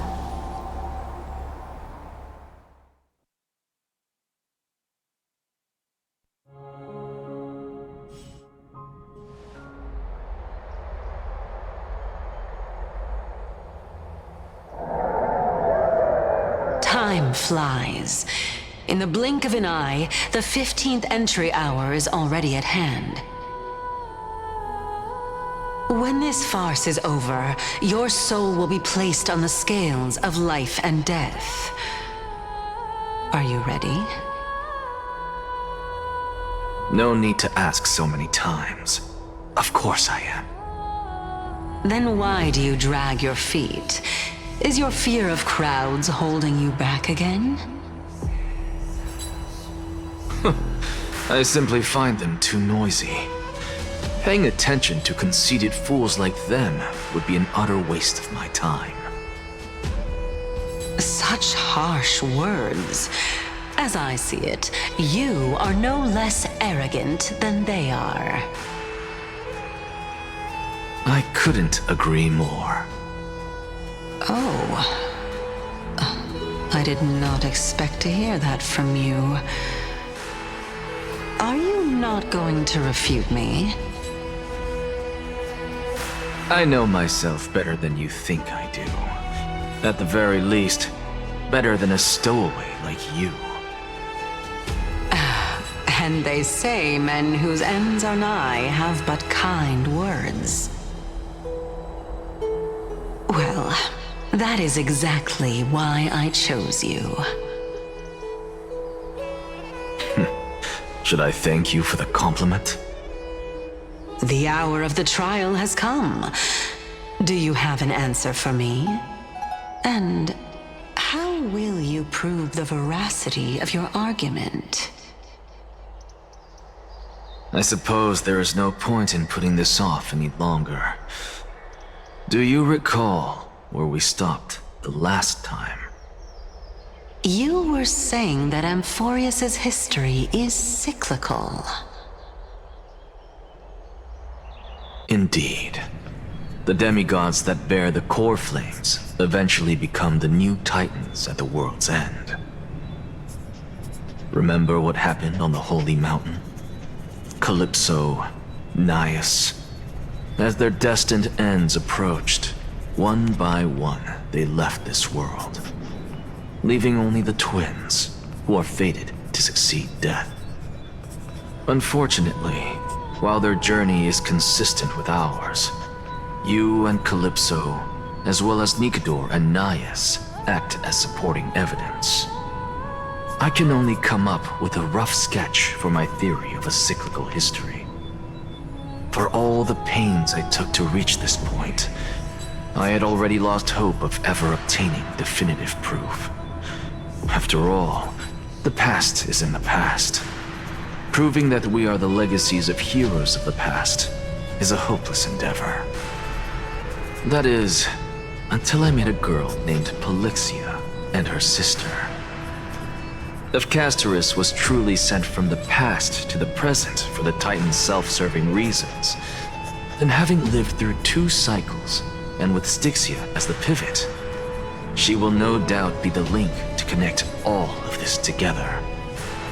If the Twins of Death can bridge 2 cycles to reunite at the shores of the Sea of Souls, then my hypothesis will no longer be just a hypothesis. And you too will get the answer to your question. Well, that is all well and good, but how can you be so sure? If there is even the slightest error in your hypothesis, the girl will be shattered. It matters not. The most important quality a scholar must possess is foolhardiness. If you are overly cautious, then you'll never have the gumption to make the first step, and change will never come. Besides, I, Anaxagoras, am destined to overturn this farcical world. Come, let us go and teach those pathetic worms one final lesson.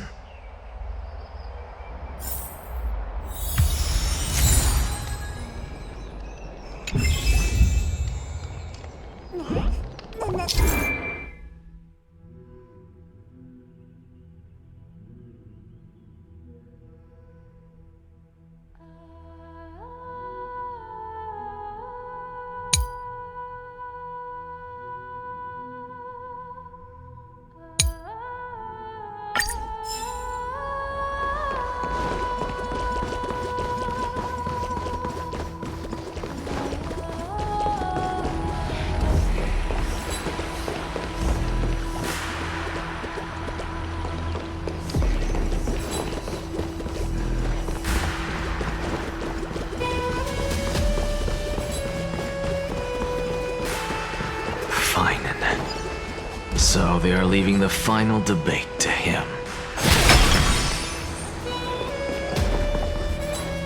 Let those Chrysos heirs who started this terrible war hear you. Let them hear the voices of the people!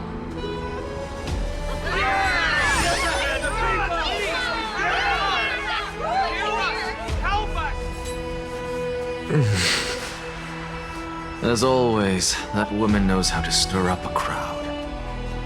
Professor Anaxa, I thought you'd pass on this. Everyone must cast their vote, or this assembly would serve no purpose. Prof, do you truly think it's wise to entrust the fate of the world to an assembly like this? Akama has stood strong under this system for 1,000 years. It stands to reason that there is purpose in its existence. But that is not what you're asking, is it? What you really want to know is Aglaya making the right decision in entrusting the fate of the world to you? Nothing ever escapes you. I didn't spend all those years teaching you for nothing. Most people only take 4 years to graduate, if I recall. To tell the truth, I feel like I'm on my way to an execution chamber instead of a podium. So, do you have an answer to that question? No, I don't. I thought so. Because that question is not yours to ask in the first place. Is Aglaya entrusting the world to you the right decision? Don't make me laugh. That is a question that woman must answer herself. Why are you fretting about this on her behalf? Or have you been seeing yourself as her pawn all this time? Listen up. I'll say this only once. Flip your perspective around and ask yourself this instead. What should I do to ensure that the world doesn't stray from the correct path? That is what you should be thinking about. You still have time, so give it some thought. Oh, and don't bother telling me the answer. Tell it to those begging for salvation from the gods. Got it. Thank you, Professor Anaxa. That's Anaxagoras to you. Who will you be voting for? That'll depend on how well you perform. May Circe safeguard your thoughts.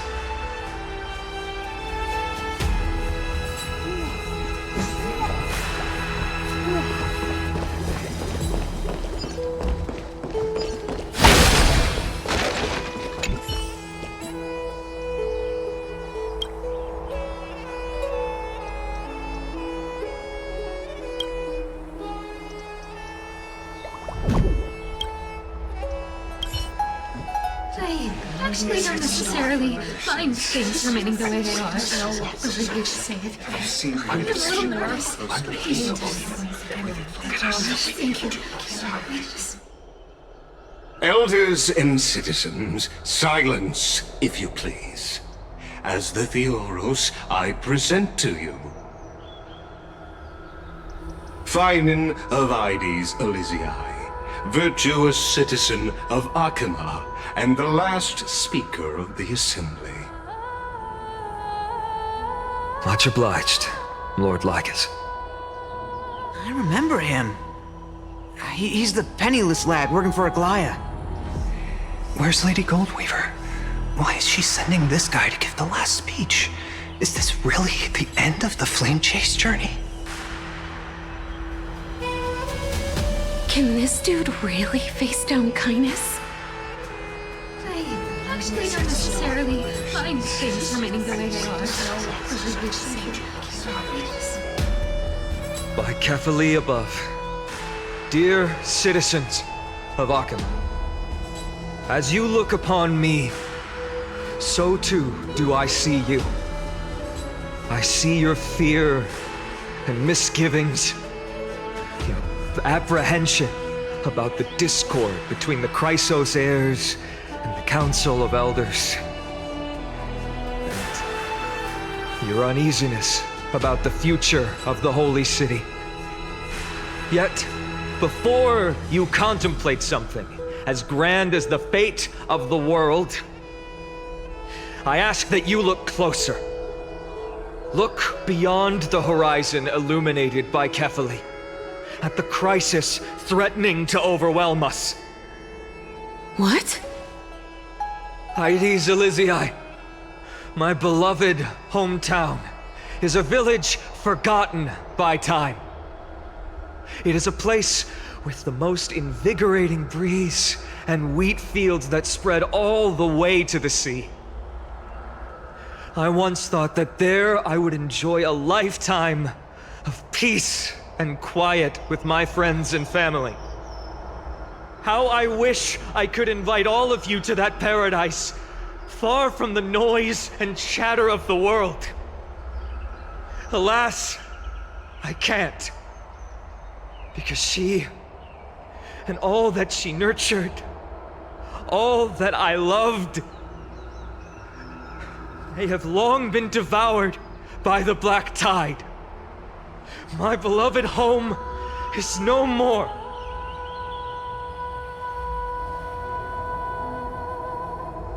I will never forget the day the black tide struck.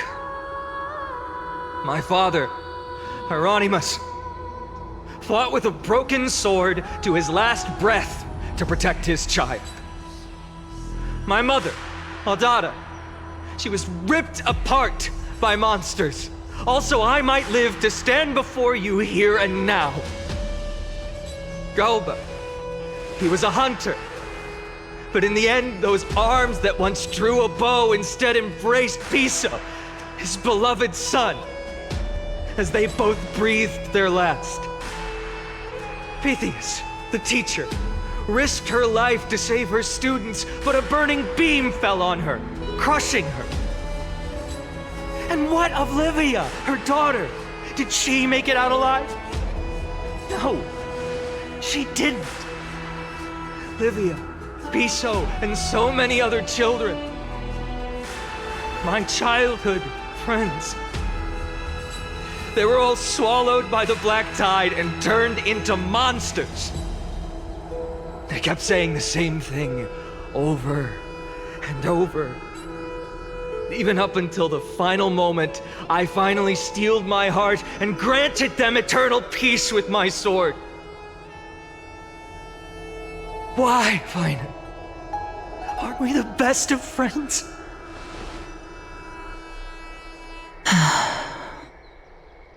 That is the black tide. A looming threat that can bring Akima to its knees any time. Kindness may have promised that with the 3 Titans of Calamity Con, Akima will return to an era Chrysia once more, but much as it pains me, I must disappoint you.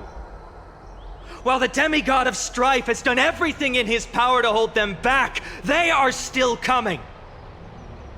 By now, the name of that black-robed swordmaster, the Flame Reaper, has likely echoed throughout the city already. The roaring thunder is a message from the strife demigod. The Flame Reaper has risen from death, and they hunger for the core flames of the gods.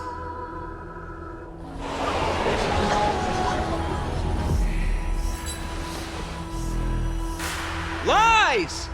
If such a powerful enemy is indeed approaching, why is Akima still a picture of peace? Exactly! The city of Akima shows no signs of pandemonium or chaos. And why is that? I beg you, spare a moment to think about this. Are we able to stand here and hold this assembly in peace today because the danger has passed? No! This peace we enjoy is no gift of fate. We are able to stand here today only because the Chrysos heirs have stepped up and shielded Akima from calamity. With her golden threads, Aglaya has preserved and continues to preserve these idyllic days that all of you hold dear.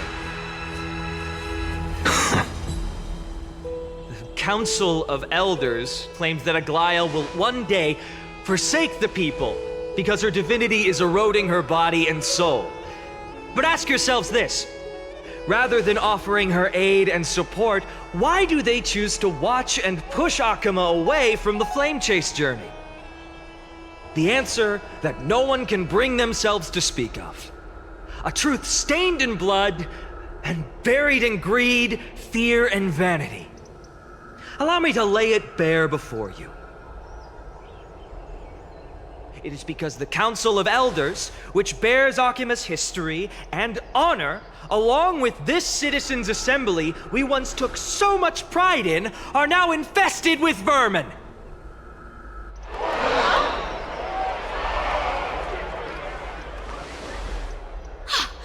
You insolent whelp! How dare you! It is true that Aglaya has reached her limit. Why? Because she has been working tirelessly to weave the defenses of our holy city against the encroaching evil. All while these vermin are making up baseless accusations about her and scheming in the shadows. Not once has she ever failed Akuma. Yet these vermin attempt to tear her apart, tarnishing her name with unfounded allegations.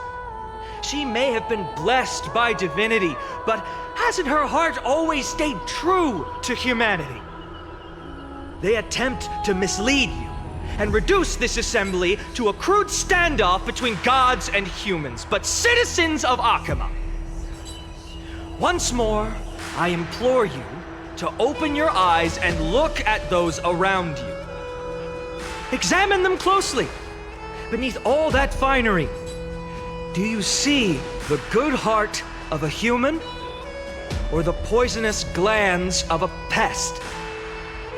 Make your judgment, then turn your gaze to the demigods whom so many of you regard as cold and merciless. Do you not see the light of humanity in them? And those who wear the mask of humanity yet utter only hurtful, slanderous words. Can you not see that their souls have been corrupted by power?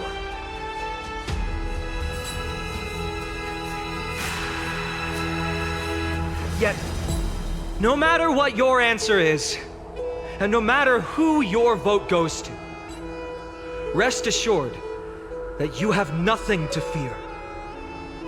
For Aglaya, Tribios, and I will remain your faithful guardians and pledge our lives to upholding your decision. And this vow will stay true until the end of our days, where it will be passed on to future flame chasers. A steadfast and unwavering promise that shall endure through the ages. This race was here. If only our best interests in mind. I still don't understand it. I will never believe our best interests have to end. So.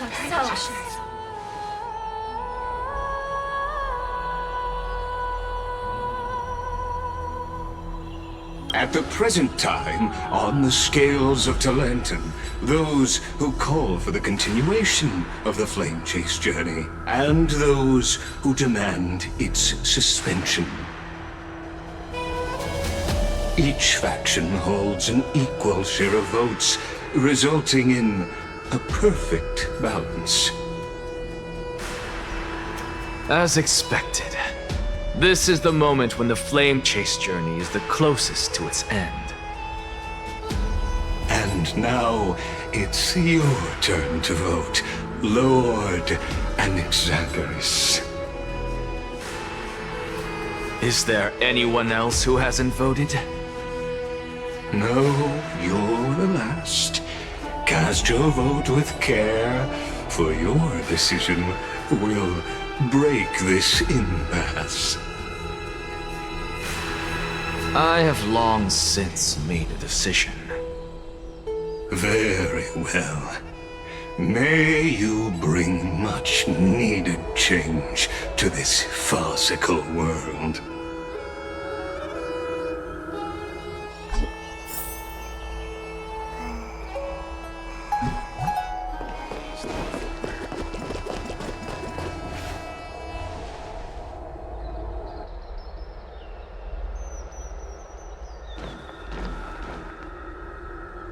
You've done well, Finan.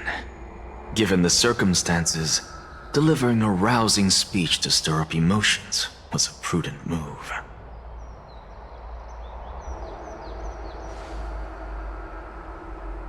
Thank you all for your patience.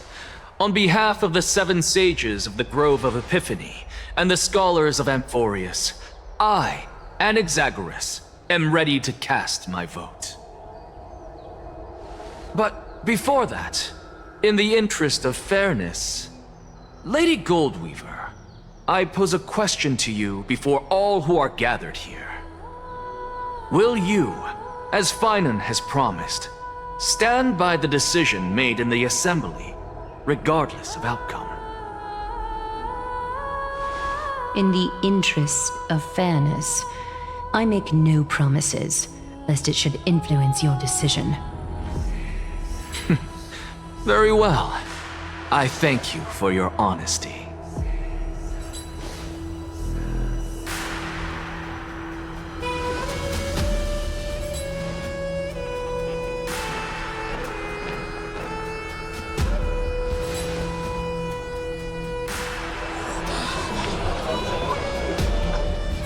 What's he doing?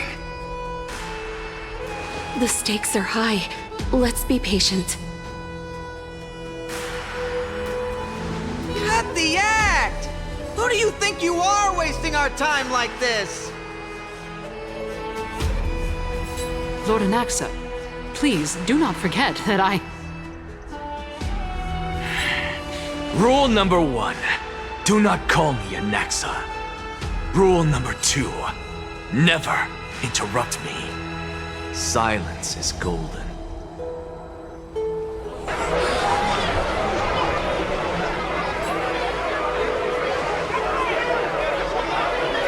Just vote already. What are you waiting for?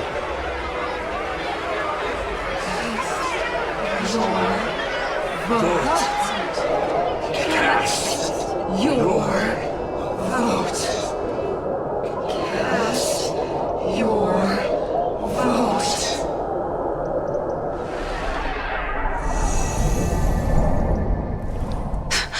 I cannot help but wonder, is every hardship in the world something you will exploit and use to your advantage?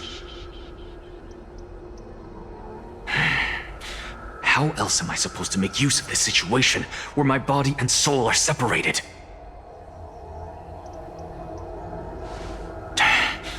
Oh, Circes. Or should I say Calypso? Accompany me on this final journey. Let us journey to the Netherrealm and see how she will substantiate the answer to your question and validate my decision. We need only to follow the sound of the tides.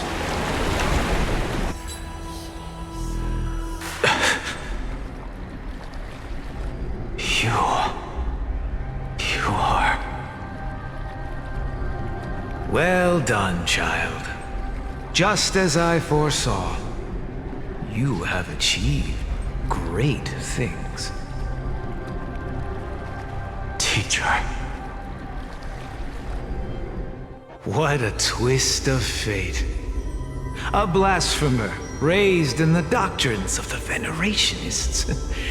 It's like a foal kicking its mother in the belly after taking all her milk. Storms0916 said, "Hey buddy, love last stream, will love to join next stream." But Storms0916 you cherish said, the truth even "Add more. me up on Discord, backhand index pointing right, Storms 5. So, child, do not be troubled by the criticisms I have borne. Do not let those voices hinder you as you forge ahead. As the sage of the Venerationists, I am duty-bound to oppose you. But, as your friend and mentor, Anaxagoras, I say, go forth, for the truth is already in your hands. I will keep that in mind. Go now, child. Your lonely pursuit is about to welcome a new chapter. And when you reach the end of this journey, may we meet again with the truth before us. You have my word, sir. May Circe's safeguard your thoughts.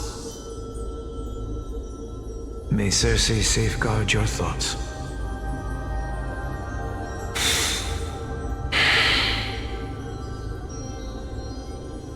You are right, Empedocles. My lonely pursuit is about to welcome a new chapter. I must be on my way now. May we meet again with the truth before us, Empedocles. What are you waiting for? Just cast your vote. Silence! Silence, everyone! Behold, Circe, here at the center of the world, I shall write the final step of my proof. For this place is but one step away from the truth.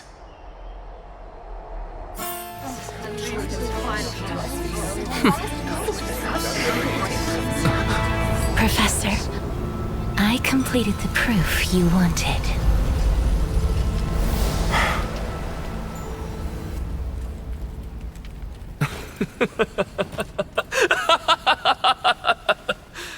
Thank you, Castorus. The answer is plain as day. My vote goes to the Flame Chase Journey and nothing else! Elder Kindness, I have deciphered the truth of this world!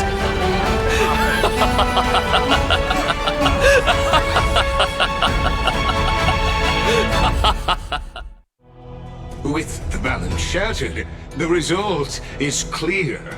By carefully enter Lenten above, as the Theoros I have observed. No! Ligus, you can't! Onyxa, what have you done? Have you lost your mind? I hope you are prepared for the harsh punishment awaiting you. Mark my words, I will make sure that clever head of yours never forgets the price of betrayal.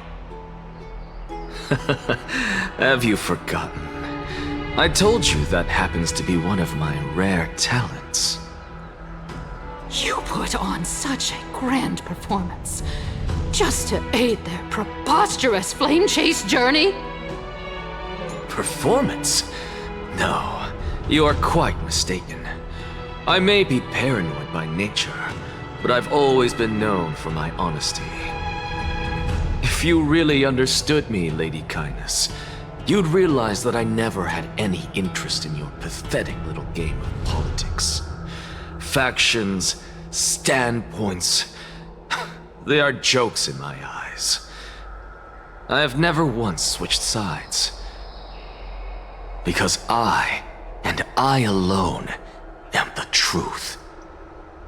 Lady Kindness, with all the citizens here as witnesses, we should honor the spirit of democracy and respect the decision of this assembly.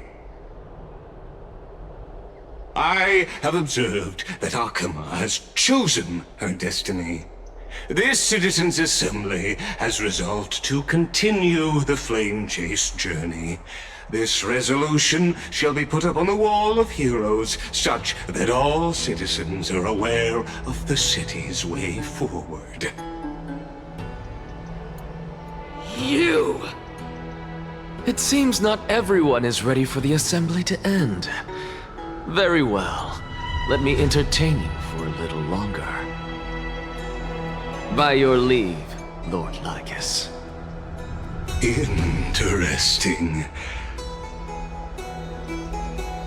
Elders and citizens, your attention, please. Stay for a moment more, if you will. Anaxagoras of the Grove of Epiphany has an announcement for the assembly. What is this performer up to now? Flame chase journey. What do you think he'll continue? I don't know. So apropos. Frankly, still. Just moments ago, all of you made a decision on the fate of Amphorius. As a supporter of the Flame Chase journey, it pleases me to see the choice you have made. But I regret to say that I still harbor doubts about this outcome. Thus, I hereby challenge this resolution. Tell me, who among you dare swear to Kefali's name that Era Nova will truly welcome the fairy tale ending that the Chrysos heirs have promised? A beautiful new world free of calamity and madness? Nonsense! That's impossible! What is he getting at? Of course Not even a second. No one? Must I pick somebody to answer? Very well. You, the one acting so wise and profound, in front of all present here, do you dare swear that it will happen for sure? No? Fine. Next. You, the one with ignorance written all over your face. Yes, you. Do you dare swear by it in front of the Titan? What are you trying to do? Useless. Your turn, then. With that smug look of yours, you must be confident that the Flame Chase journey is the best course to take, right? Hey! Mind your tongue! So, no one? I see. In that case, Finan, answer me this. Your speech was filled with such passion just now. How confident, then, are you in making this promise? Professor, what are you doing? Let him continue with his performance.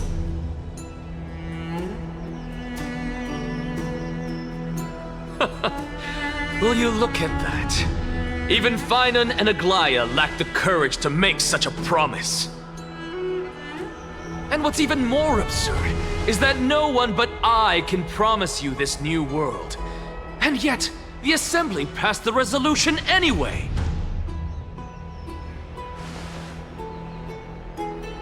But you needn't worry, because I knew better than to trust you good-for-nothings. That is precisely why I am here today. To give you one final lecture. Now listen up and listen well. I, Anaxagoras of the Grove of Epiphany, hereby declare everything that the Flame Chase journey promises is true. Finan of Ides Elysiae, the prophesized demigod who shall succeed Kefali, will reforge each and every one of us in the new world with his complete, intact memories. What? The core flame-bearing titans were the Chrysos heirs of yesterday, and the Chrysos heirs who carry the core flames today will become the titans of tomorrow. All of our souls shall endure for eternity in the miracle of the World-Bearer, and all under Kefali's protection shall step into that new world.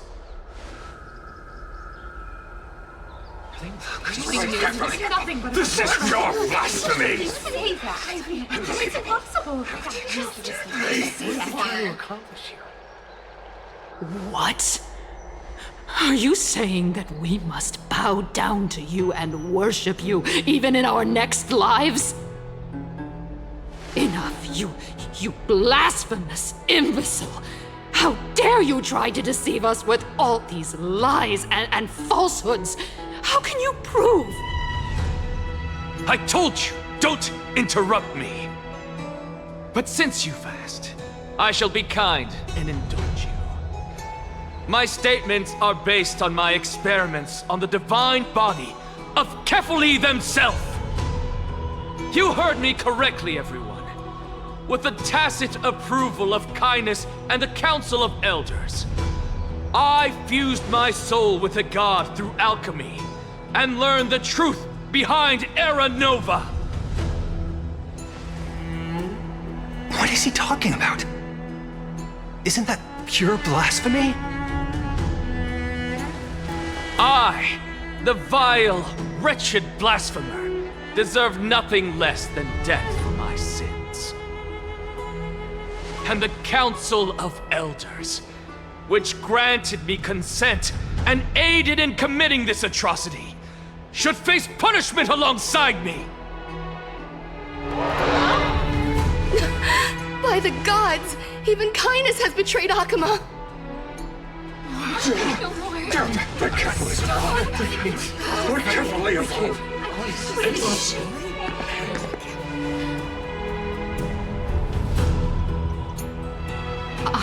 I had no knowledge of his transgressions. He did that on his own. The Council of Elders bears no responsibility for his actions. Lord Lygus, as the esteemed Theoros, are you going to simply stand by and allow the Council of Elders to be dragged through the mud? If the accusation is true, I will acknowledge it. If not, my conscience stands unburdened. Lady Kindness, the reputation of the Council of Elders was not built in a day, nor will it be shattered overnight. Repercussions await those who fool the people, and punishment must be meted out on those who abandon their vows. We should respect this beautiful city and her people. You... Lady Aglaya, the Gold Weaver, I humbly ask that you take on the responsibility of overseeing this judgment in the name of the fairness of Talantin and the justice of Kefali. Considering the circumstances, and in accordance with Akuma's codex, as the only demigod among us, you shall rightfully wield this authority. The honor is mine to bear. How is this permitted? Somebody do something! This is how we're supposed to hold.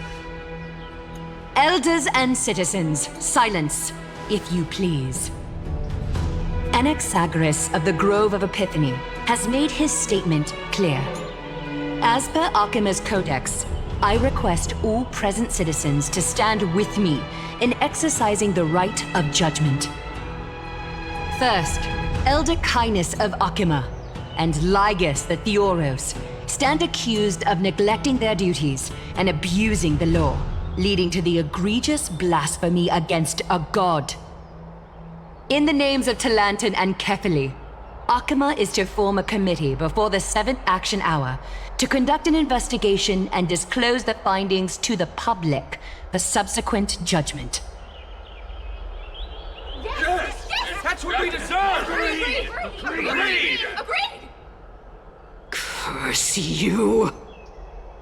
Now, concerning Anaxagoras of the Grove of Epiphany, he has confessed to grave blasphemy against Kefali. In the names of Talantin and Kefali, the accused must be allowed to hear the people's voice prior to the execution, for a chance at a reduced sentence and possible pardon.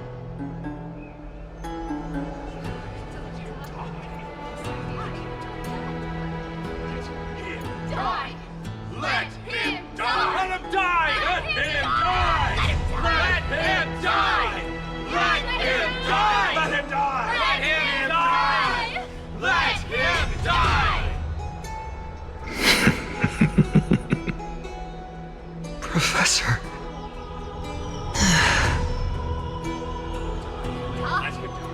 Let him die. Let him die! Let him die! Let him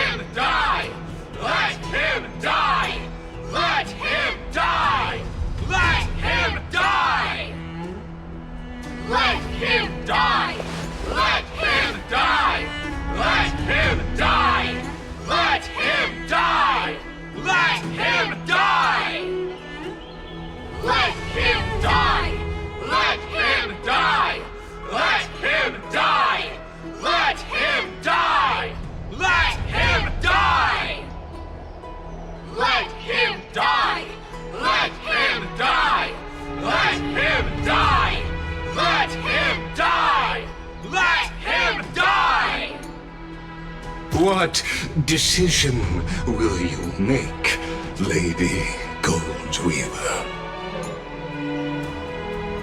Enough with the hesitation, Aglaya. This is not like you.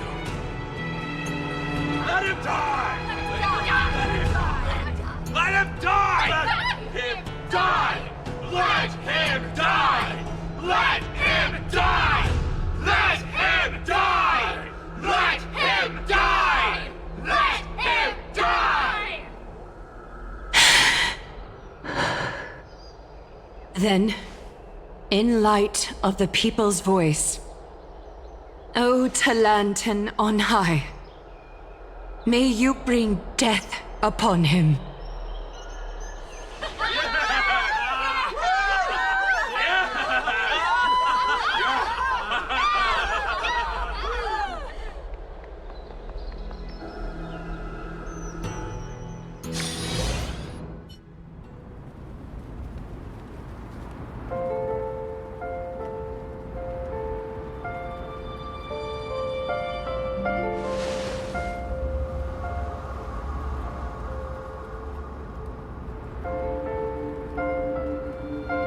Allow me to reintroduce myself. I bore the name of Castris while walking among the mortals. And now, I stand as the demigod of death, the living side of Thanatos. Welcome to my realm, where the west wind ends.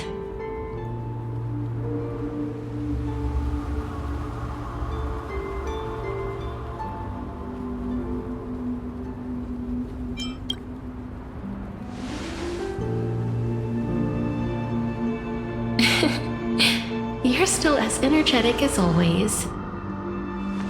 Did you know? Every flower here was planted by Thanatos himself. These flowers were originally both lifeless and immortal, but in the first rain brought by the River of Souls, they were given new life, flourishing as the bearers of countless souls. And it is my duty as the Master of Death to tend to their well-being and foster their growth in this serene haven. Similar to the structured cycle of life and death in the mortal world, these flowers too shall wither and fade, returning to the earth and then ascending to the sky with mist and tides. Eventually, they will descend to the mortal land as gentle rain. Every soul undergoes the perpetual cycle of reincarnation, albeit in varied forms, until the world meets its end. Yet, sadly, there's no time left for Emporius to wait for when the flowers bloom again. Now, death is the power at my fingertips. It once led the souls of the deceased here, but I shall open the gate of the netherworld and return you to the realm of the living. In exchange, please take the core flame of death with you and complete the flame chase journey. Do not let our work thus far be in vain.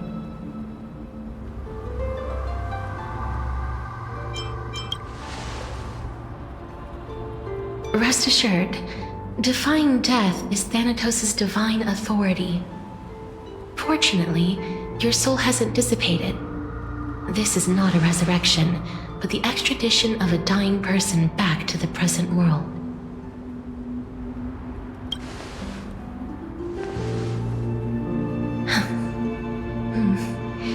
Just like the other demigods, I will stay here and embrace my destiny. That being said, it is not easy to guide a lost soul back to the mortal realm.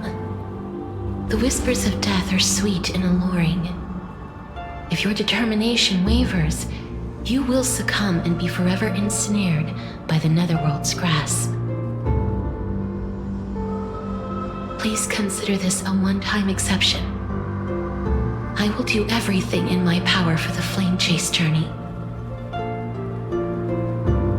And for your life, the only life I can save.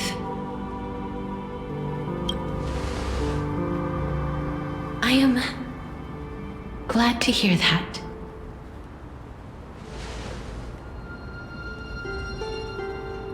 Over here!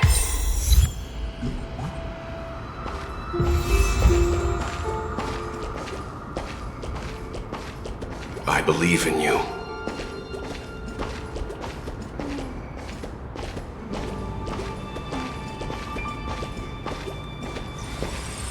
Just forget about all the hardships of the mortal realm. Such a sweet joy. Lift your chin up high and step forward with us toward tomorrow! That's right. Keep your eyes on the dawn. Onward. Show me your courage.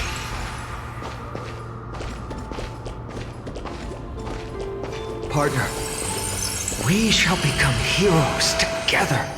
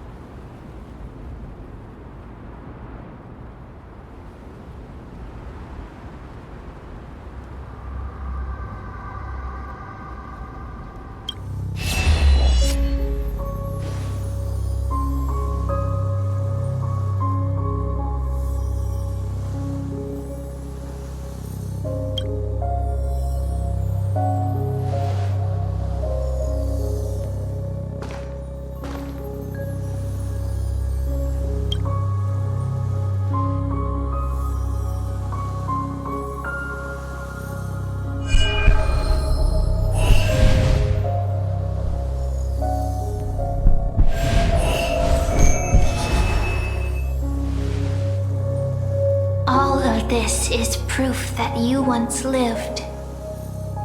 Your soul, your memories, the years you've journeyed through, and the path they revealed, leading you back home.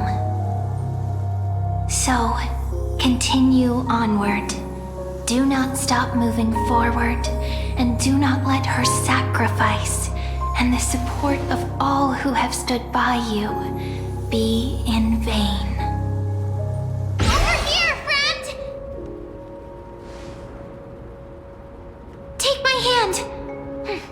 Let's go home.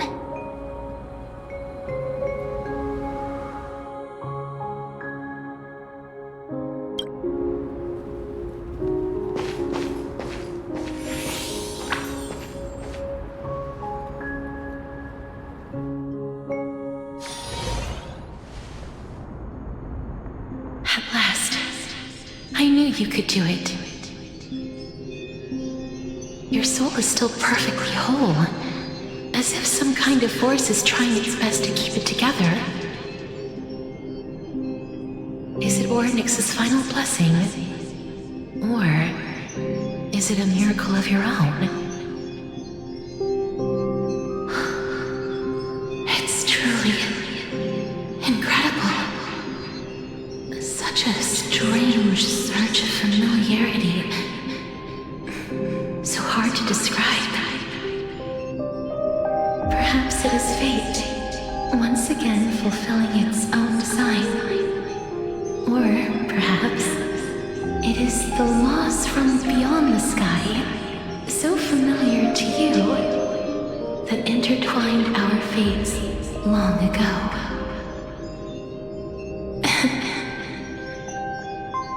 It seems that this is a riddle which cannot be solved anytime soon. The sensation of becoming a demigod is truly wondrous. It's as if the river of souls is winding its way through the depths of my spirit, transforming with each breath into a fine rain that nourishes the world. Do you recall that prophecy? At the end of the sea of flowers, the souls of the living shall warm thy fingertips, and after an embrace, there shall be eternal separation. I promised you that I would do everything in my power to give it another meaning. Now, as I stand as a demigod and destiny draws to a close, I can finally end it in a way that is as beautiful as it deserves. The wish I once sought but could never grasp is now within reach. In this brand new world, every blooming life will lift its arms in celebration and recount the profound meaning of this very instant. Every touch, every embrace we share will never again be an ice-cold loss. They will radiate with an intense warmth, sowing love far and wide throughout the land.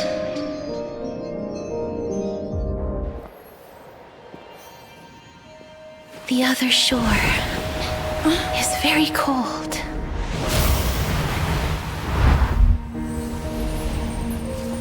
May I borrow your warmth one last time? Thank you for fulfilling this wish of mine. The place I'll be going to is what humans call the Land of Sorrows. But with this heartbeat and the residual heat of this embrace, I shall turn the nether realm into a gentle place of rest.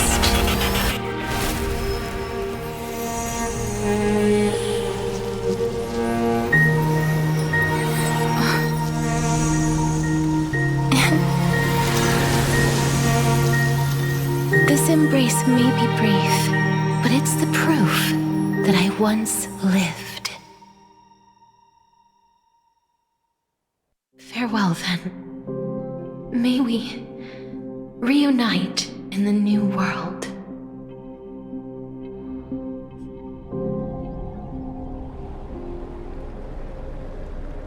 That grand and absurd performance was what you've been seeking your whole life? I gave up everything in search of truth, and it culminated in this very moment. You, on the other hand, performed as I expected. You did not hesitate when you saw the chance to attain power. It's as if you crave power, like a fly craves rot. Those are your words, not mine. But what you said at the end, did you already know what I had planned for Thainan? I may have lost an eye, but my vision is clearer than anyone else. You've nearly exhausted your humanity. You're no different from my current state as a walking corpse. That's true. I've long since burned to ash over the past 1,000 years. Only he is capable of unleashing a raging fire that rivals our final great enemy, Aquila. So, this is our last chance. How about we let go of the bad blood between us? May I resonate with your core flame, Aglaya? Please do. That's impossible. To persist with your soul thinned to such an extent. You're insane. Just as you fight to lug your corpse onward to complete your unfinished goals, I have my own reasons for doing this. Until Thainan grows into his position as the prophesied leader, I must continue to lead everyone on the flame chase journey, I must keep inching forward, even if only as an empty shell. I've long predicted this was the case, but I didn't think you'd already lost so much. How ironic. We would have avoided so many misunderstandings if you and I had just spoken this candidly before.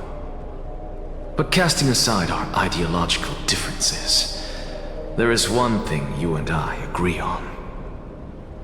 Finan. Yes. He was born to be a hero. He understands the hearts of the people, and I can confidently say he is a far better leader than you. Only he is capable of fulfilling your mission.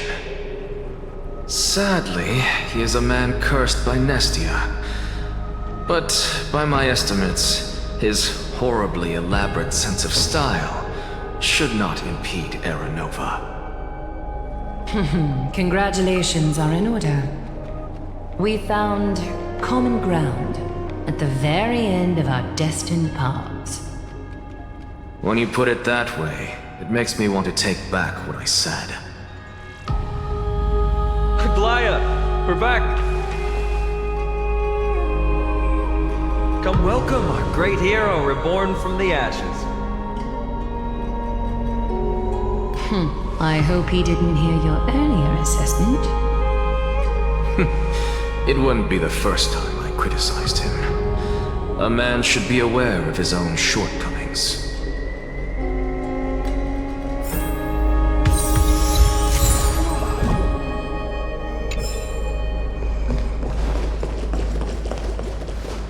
I'm gladdened by your triumphant return.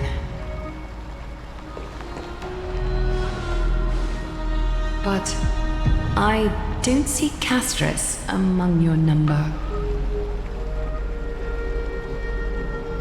It looks like she not only helped me prove my theory, but helped you fulfill your mission as well.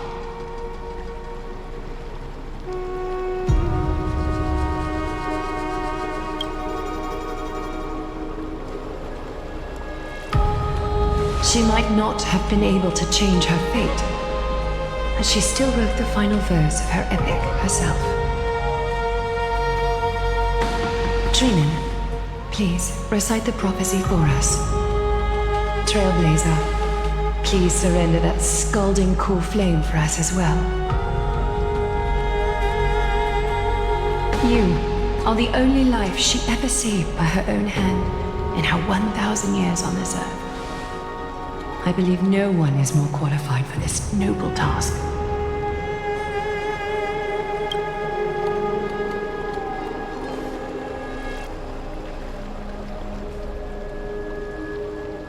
O gods who have returned, and gods who are still watching, today we bring you a soul laid bare.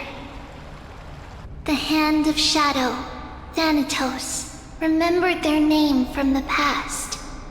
From daylight they came, and to their fragrant dwelling they return, to walk now among your ranks.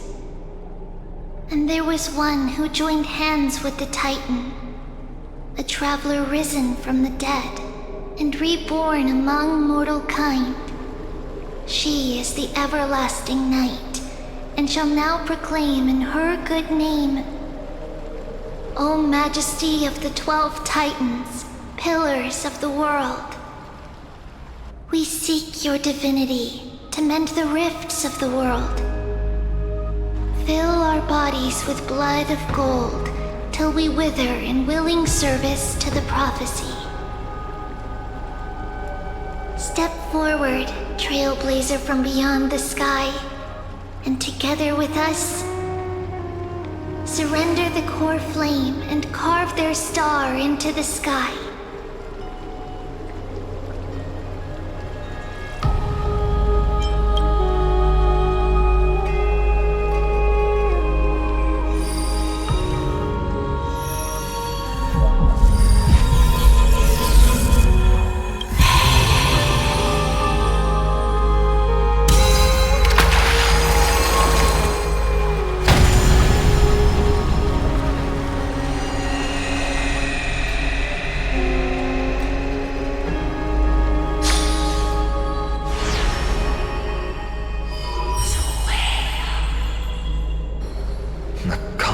preparation for death.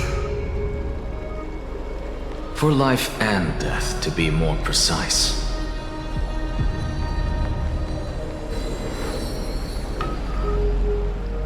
Look! It's...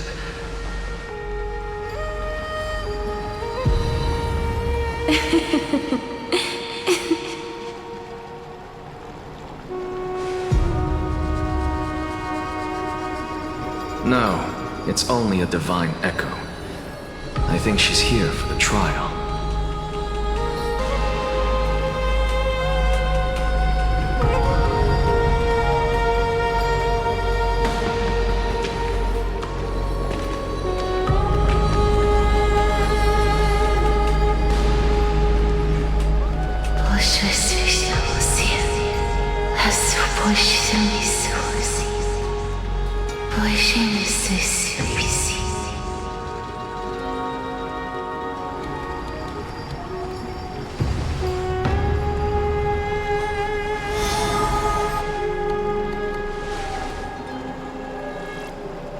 What did she say?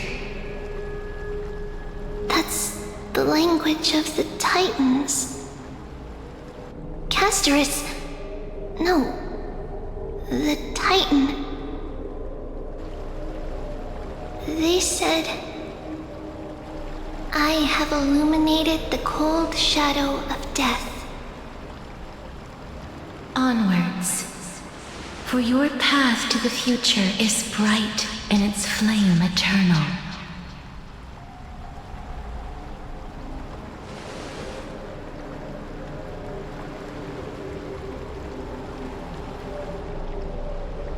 Do not forget.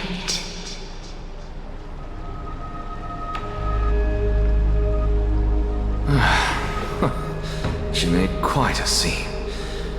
I suppose it's my turn now. I won't stop you. Professor, you... What's with that look? You were present. So, let's get this execution over with. We wouldn't want to bring shame to Akima's divine laws or keep me from creating a new world. You never change, do you, Professor? I don't understand. If your theory is correct, you'll lose all memories of your past life once you become a Titan. So what's the point of becoming a god? Of course there's a point. Even if I forget who I am, I'll still have my brilliant mind. It goes without saying, I'll find a way to retrieve memories of my past life. Besides, I still have you, don't I? I still don't really understand what you said during the assembly. Even if it were true, things reforged from memory could never be the same as the original anyway. Then allow me to tell you right now that you're wrong. What exactly are we? My answer is that the Chrysos heirs are the future Titans and vice versa. Of course, this answer only applies to us. So, what are we when it comes to regular mortals? The very essence of the world, our souls, are tiny invisible seeds that hold records of each person's memories of the world. And we are the buds that sprout from these seeds to grow into great trees. Is that what new sporism means? Correct. Once our physical bodies are born, we become new extensions of the world. From there, we plant our seeds into someone's memories, and then scatter them into the hearts of countless people in the future. Just as seeds are affected by their environment, so too will our appearances differ across memories. But the partial memories we carry will always be the same, because that is just how the world is. To destroy our very existence, one must destroy the world itself. But we have someone who will still live on with his perfect memory. That person is you, child of Kefali. This is what it means to be the world-bearing Titan. So, carry everything of this world and live on. Don't disappoint those most precious to you. Don't disappoint Lady Goldweaver. And especially, don't bring dishonor to my theory. Alexa, I swear to you, I'll lead everyone to our reunion in the New World. Good. That is all I have to say. Farewell, everyone. May we meet again in the next life. Farewell, great performer. May Circes safeguard your thoughts.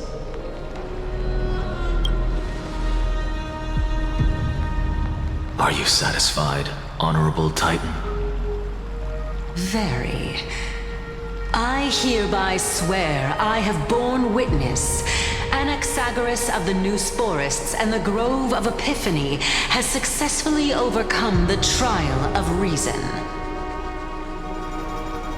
Thus, I shall confer upon you these words. You shall transcend the peaks of purity and return to corruption and hardship. Oh, so that's a god's prophecy.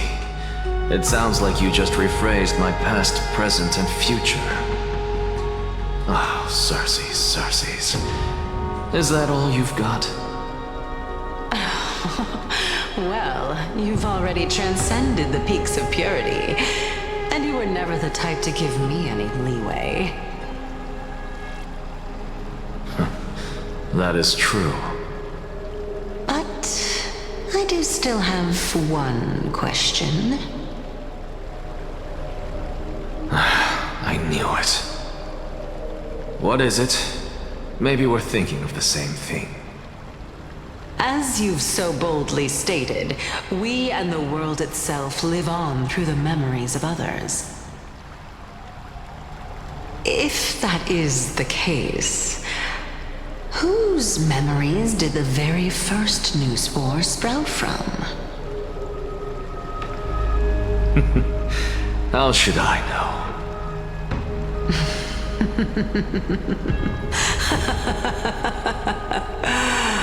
Oh my.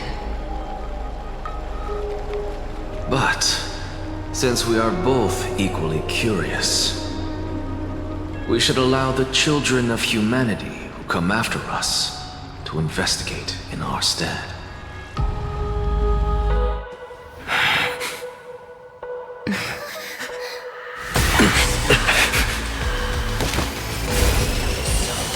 Rejoice, Circes.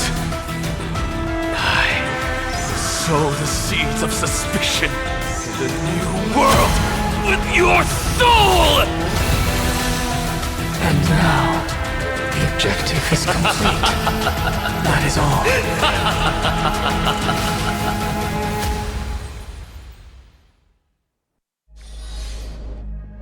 Thankfully, she's still alive. Was March 7th also in this condition when she was first rescued by the Express?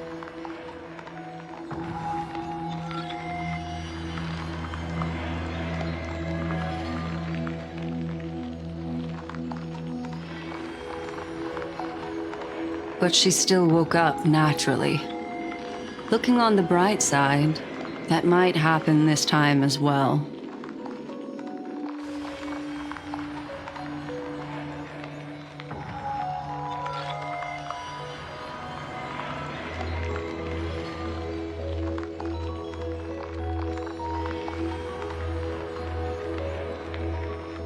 I do not have conclusive evidence, but judging by her current condition, perhaps March 7th's memories have been hijacked. Think about it, Miss Himiko. What will happen when someone loses their ability to remember?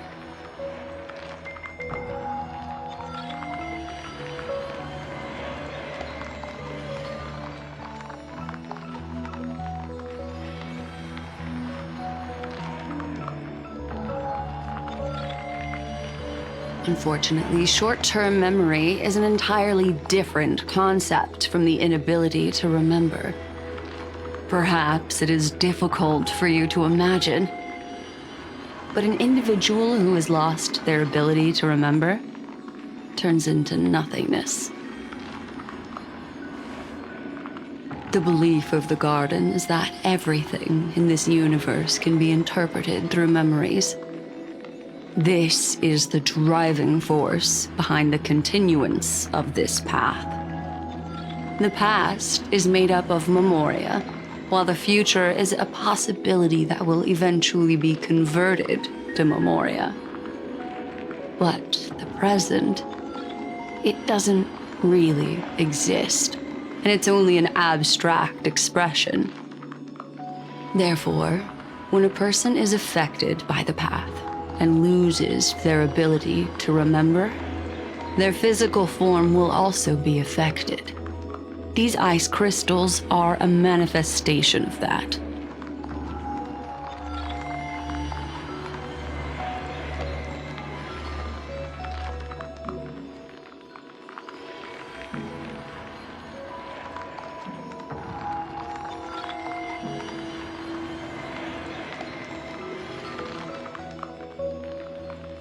Is Miss Himiko suspicious of me?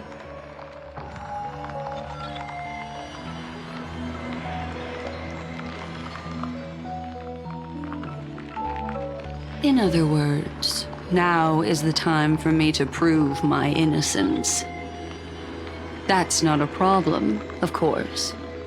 The true reason behind my intentions is that Amphorius holds special significance. For some memo keepers of the Garden with extremist views, it is a perfect example. A world that can only be seen through the Garden's mirror means that memo keepers have the right to keep the world in their private collection. If those Pathstriders of Remembrance were to uncover the secrets of Amphorius first, they might unleash their wild ambitions and remodel more worlds into a similar form.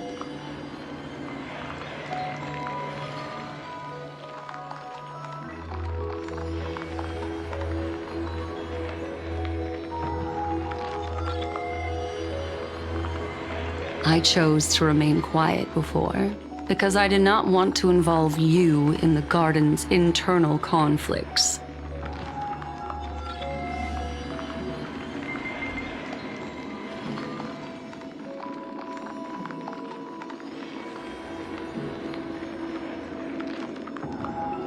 You can be even bolder with your guesses. The people that I'm talking about, they aren't just individuals. They are an organization that has already attached itself to the pinky finger of Fu Li.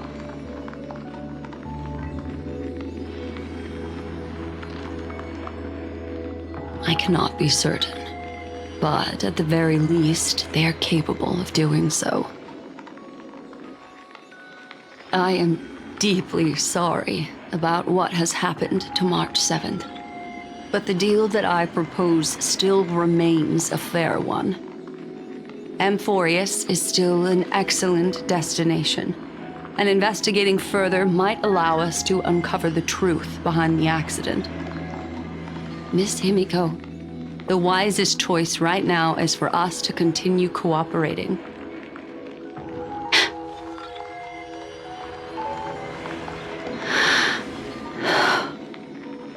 Let me take back a part of what I said just now, Miss Himiko. Although we indeed struck a deal, it seems like I have involved you in some unforeseen danger. Please accept my deepest apologies.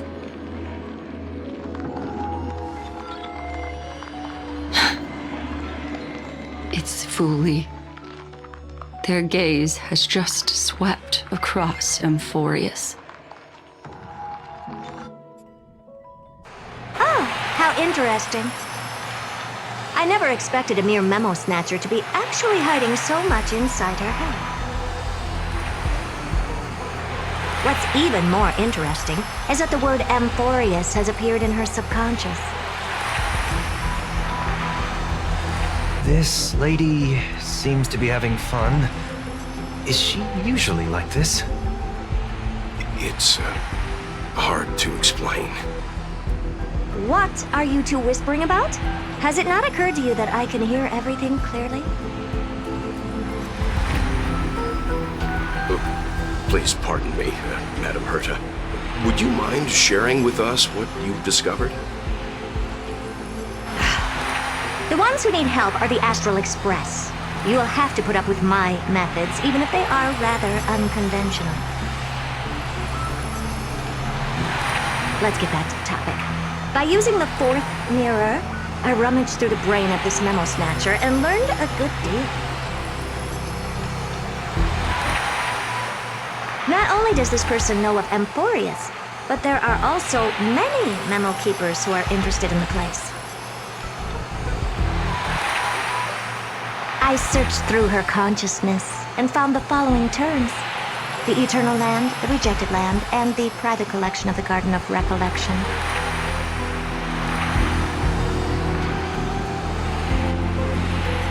Seems like Miss Black Swan is indeed hiding some things from us. Since I'm not able to find any useful clues from the outside, why don't I personally visit this mysterious Amphorius? You're planning to head to Amphorius yourself? Yes, but not in the flesh like you all foolishly did. See these Herta mirrors? With them, I can project my data spirit entity to any corner of the cosmos through spatial warp, without even needing to leave my room. But of course, these corners of the cosmos must be within the coverage zone of inter-astral peace communications. After all, this is collaborative technology. I see. You do seem like the more indoor type. Although that star zone is not within the network of the IPC, the Express itself can serve as a signal station. Come, give me the astral chart coordinates. Then, sit back and enjoy the show.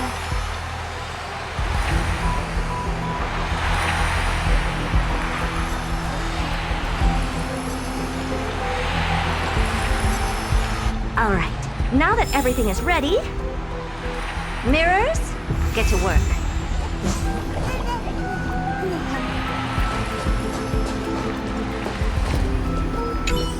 Madam, watching you work has been an enlightening experience for me. It's hard to imagine that an outstanding scholar like you could maintain such a relaxed manner most of the time. Your calm and collected nature is truly a trait that I should learn. This brat.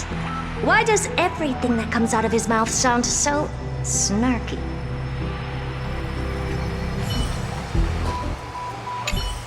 Thank you, Madam Herta.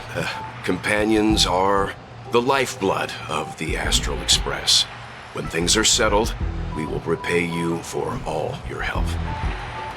Well, this young man sure is courteous.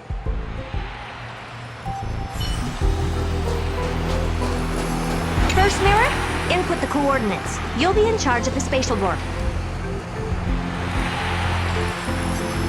As you command, Madam Herta. The preparations are complete. I wish you a pleasant journey ahead. Second mirror, prepare for the thought refraction. There's still some distance from the Astral Express to the Amphorius celestial body. You're in charge of sending me over. This time, raise the power to the maximum. Don't be stingy. Oh, okay. I won't fail the mission, Madam Herta. Third mirror, you're in charge of generating the data spirit entity. I'm happy to help, Madam Herta. What kind of appearance are you planning to use this time? Good question. Let me think. Forget it. Just use my own appearance. There's no one there that'll recognize me anyway.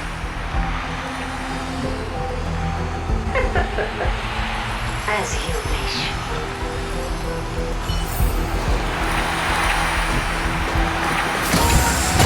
Preparation of the data spirit entity complete. Thought refraction at max power. Excellent. First mirror. Let's get going. Have a safe trip, Madam Herta.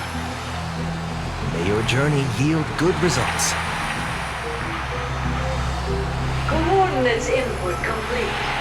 Preparing to activate spatial warp. Destination: unknown celestial body. Amphories. Spatial warp countdown. 5, 4, 3, 2,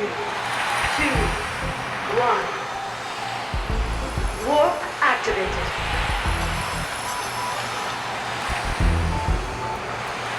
Oh! So that's Amphorius? Its appearances sure is unique. Second mirror. Prepare for thought refraction. It's time to send me in. Alright! Please read the safety protocols carefully.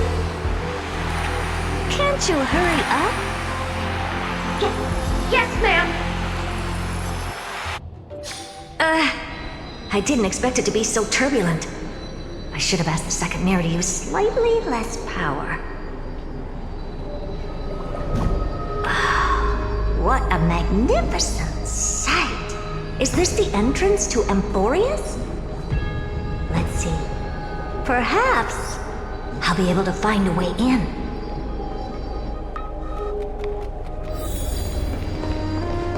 What's this? A statue? It's ugly. I don't like it.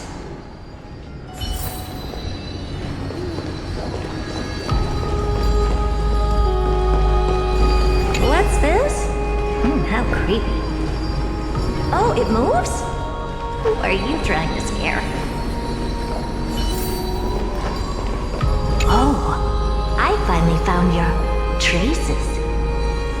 How esteemed must you be for the great Herta to come out personally? When we return, get ready to become free labor for the simulated universe for the rest of your lives. It's either a projection or a fake. There doesn't seem to be much to take note of. Now then, how am I going to get into Amphorius?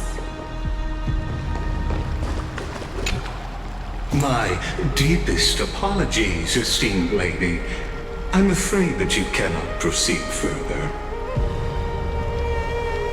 Who's there?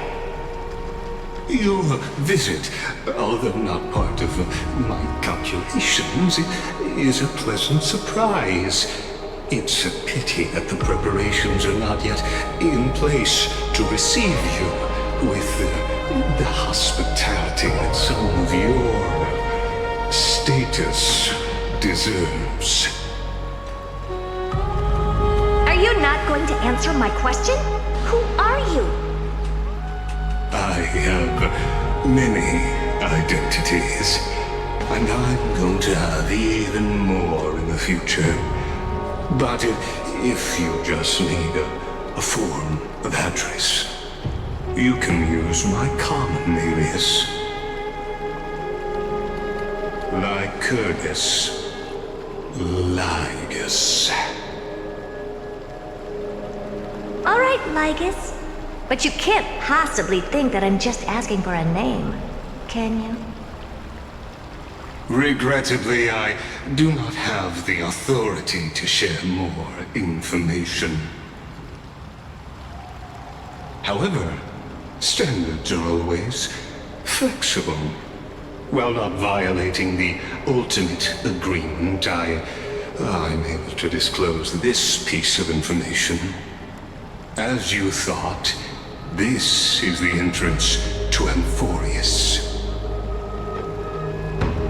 Now, please, kindly turn back. Amphorius is not a world that you should be involved with. Regardless of what kind of magnificent achievements you have accomplished, this place will not open its doors so easily. You seem to understand me very well. Then you should know that I have no reason to listen to you. Your reaction is completely within my calculations. Despite my long years as a watcher, it seems like my assessment of human nature still remains accurate. From you, I'm able to sense a beautiful desire for knowledge. But my answer remains unchanged. Madam, it is with the utmost goodwill that I suggest you return to where you came from. Let's assume for a second that I'm not so well-mannered, and that I insist on uncovering the secrets hidden behind you, Mr. Lygus. How do you plan to dispel this notion of mine?